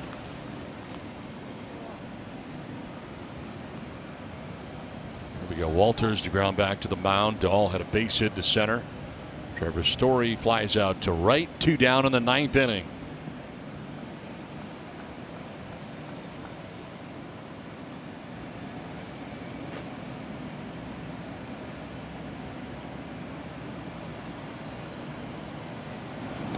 That one bounced well in front of the plate. It kicks off of Mejia, as taking second base is Dahl with 2 down. Very wild pitch. Looked like a splitter. It most certainly was. Wow. He's had a tough time with the splitter tonight. Bouncing a lot of them. You know, once again, you know, every pitcher's different. But sometimes on that split-fingered pitch, maybe on a curveball, whatever the breaking ball is, you don't get that feel.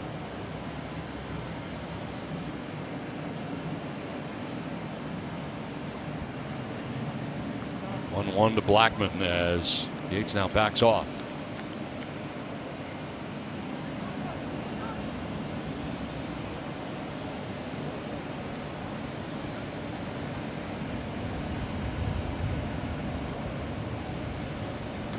Blackmon will send it towards the gap in left center field. That's going to get down for a base hit. Dahl will come around and score. Blackman's got himself an RBI single, and it's 8-6. The Rockies get one back so far here with 2 outs in the 9th. And they'll bring the tying run to the plate. Well, stay tuned. It's a split finger again off the end of the bat. Probably have taken a called ball. But this one just dumps into shallow left center field. Wow. Perfect pitching wedge right there. So it is the 3rd hit of the night for Charlie Blackmon, the 3rd run that he has driven in. And now the tying run is at the plate in Nolan Arenado, who is 1 for 4 tonight. Singled his last time up and takes strike 1.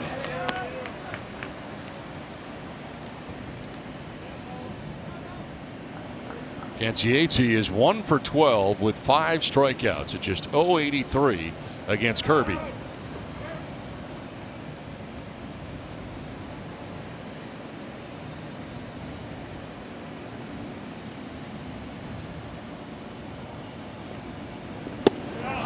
That is strike 2.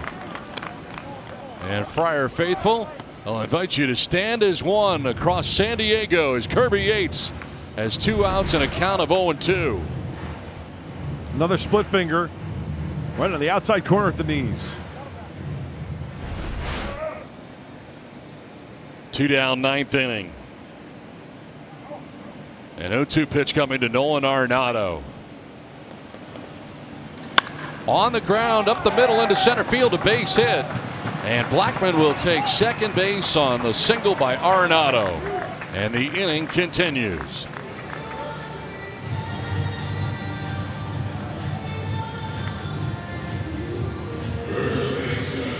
Now Daniel Murphy, another very good hitter coming up here for the Rockies. Did you really think it was going to be that easy with this part of the lineup coming up for the Rockies? I was kind of hoping.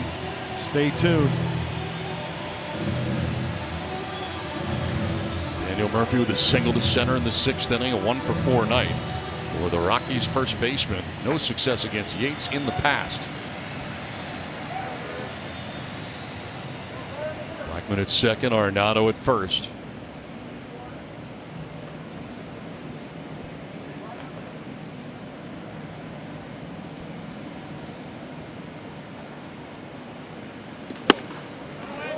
Fastball outside at 94.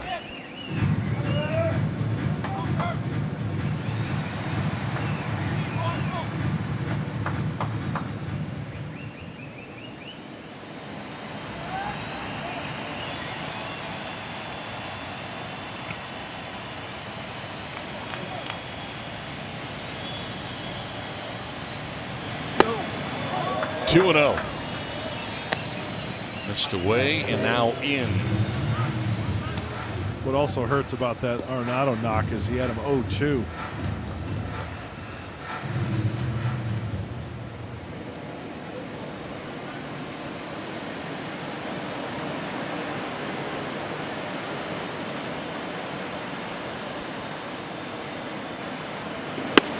Falls behind here, 3-0.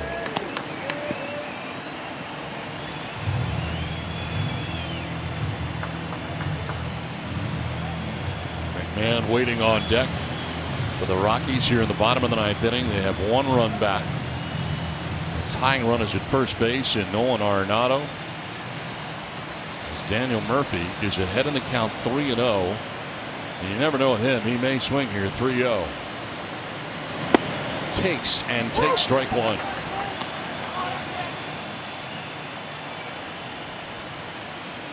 You know, I'm wondering if you got lefty on deck, you got lefty Sam Hilliard, you got a lefty up in the bullpen, and Pomerantz. Pomerantz is getting hot quickly.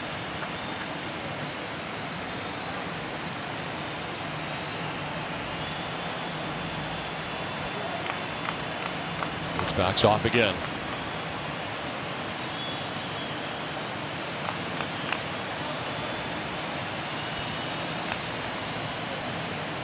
Blackman at second, Arenado at first. 2 down in the 9th inning. That's ball 4. The bases are loaded as he walks Murphy to load him up here for the Rockies. Here comes Larry Rothschild. Ryan McMahon scheduled to bat next year as Kirby Yates. So 21 pitches in the inning. He's allowed a run on 3 hits and now has walked Daniel Murphy to load the bases. Just doesn't seem to be as sharp. And once again, last year was an outstanding year, all-star year for Kirby Yates. Just a little erratic, not finding his corners, and a little difficulty with the split finger as well. A pinch runner at first base as Hampson will pinch run for Murphy at first. He represents the winning run.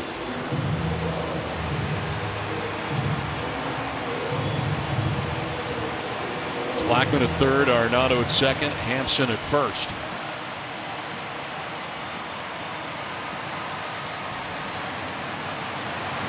McMahon takes strike 1. Doesn't like the call at all.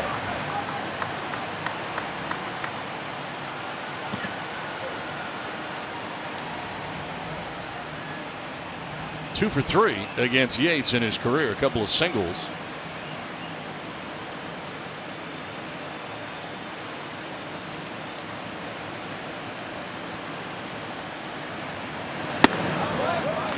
This is clearly not the Kirby Yates that we got used to seeing last year so often. It is not, and we got spoiled last year. Unbelievable year for the right-hander.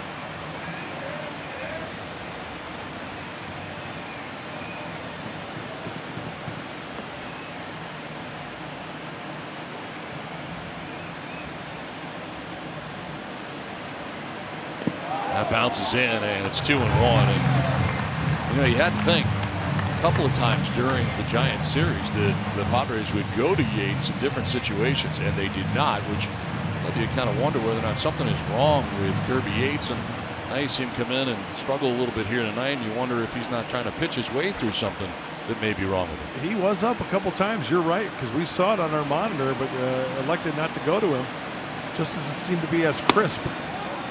He falls behind 3-1, a pitch away from walking in a run. We never really saw deep counts like this. He would get ahead, good fuzz on the fastball, and good action on the split finger. Here's the four-seamer missing away.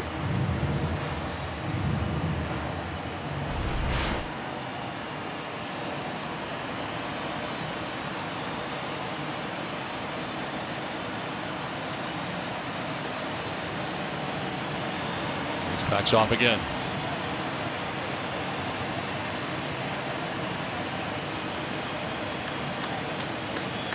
A tough spot against Ryan McMahon. Bases loaded, bottom of the 9th inning. 2 outs.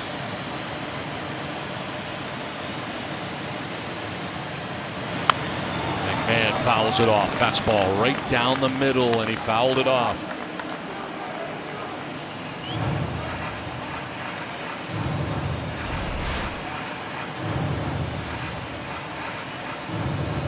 Whoa, talk about getting away with one. Wow. 3 balls, 2 strikes, 2 down, bases loaded. Bottom of the 9th from Coors Field in Denver.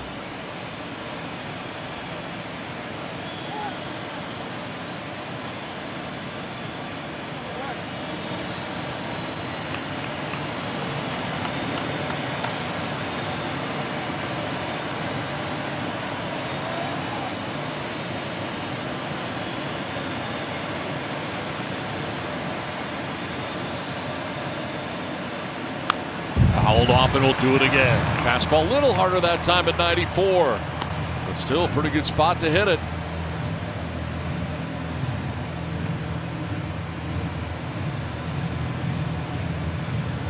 Blackman at third, Arenado at second. Hampson, the pinch runner, is at first base. Rockies have a run in.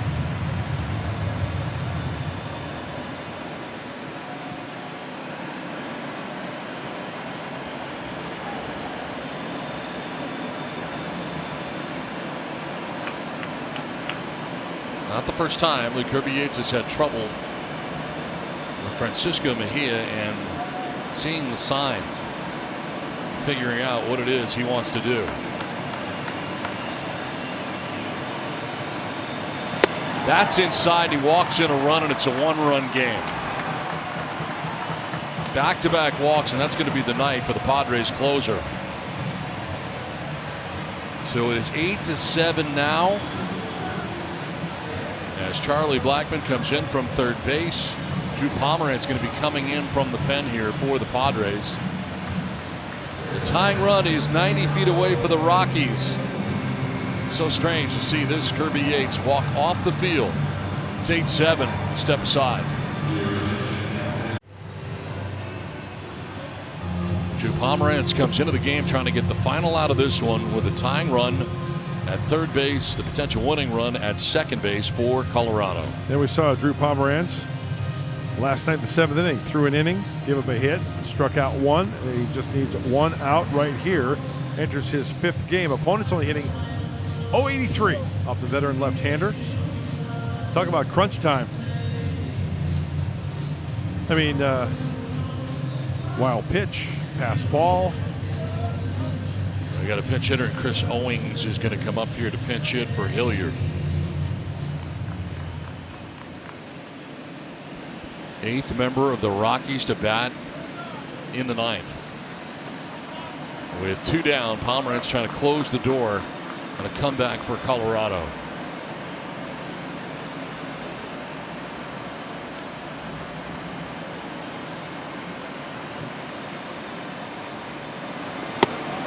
Ball 1.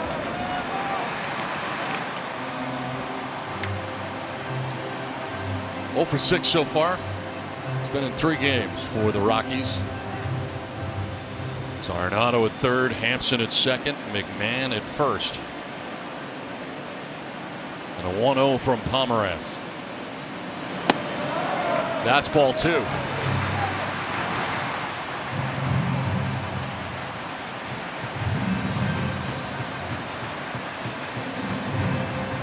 And with ball 2, that strike zone starts to shrink a little bit for the liking of Chris Jones. He can lay off that pitch for a strike down and away because it's not to his liking. He can wait for a really good pitch. Owings takes the strike, and it's 2-1.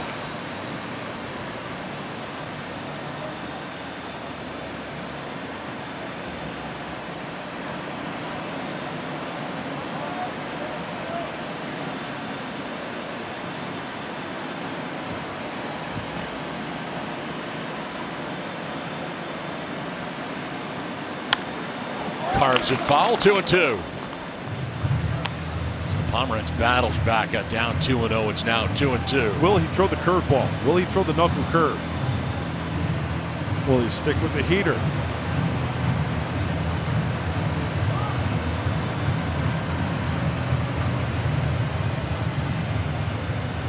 Another wild one from Coors Field in Denver. Pomeranz finds out what he'll throw from Francisco Mejia. And a 2-2 pitch. Fouled off to the right, 96. Went to the fastball there, and it's fouled away. Well, if he elects to throw the curveball, Francisco Mejia's got to be on his A game and smothering that particular pitch.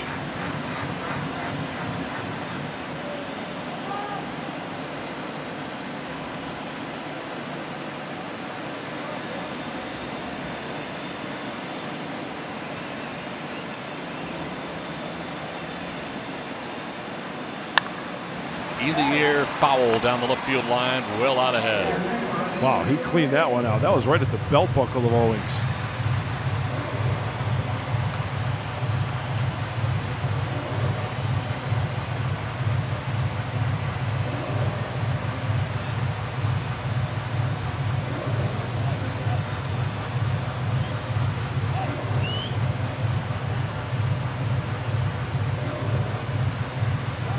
Two balls, 2 strikes, 2 down. Last of the 9th inning. And Mejia's headed out to talk to Pomeranz. They're going to decide what they're going to do here and not go through going back and forth. Hey, you want to get it right. You don't want to cross anybody up. Be on the same page.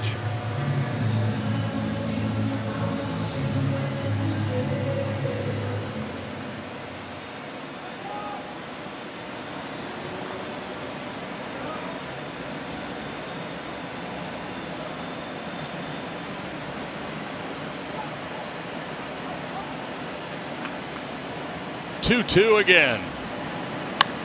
In the air to center field. Grisham going back. He's got a beat on it. He will make the catch, and the Padres hold on to win. Drew Pomeranz comes in and saves the day in Colorado. The Padres hold on and win it 8-7. Talk about some drama in the bottom of the 9th inning, but they get the job done. Pomeranz closes the door. Never in doubt. The Padres hold on and win this one 8-7 tonight and ruin opening night for the Rockies in Denver. Like Pomeranz, what's in store?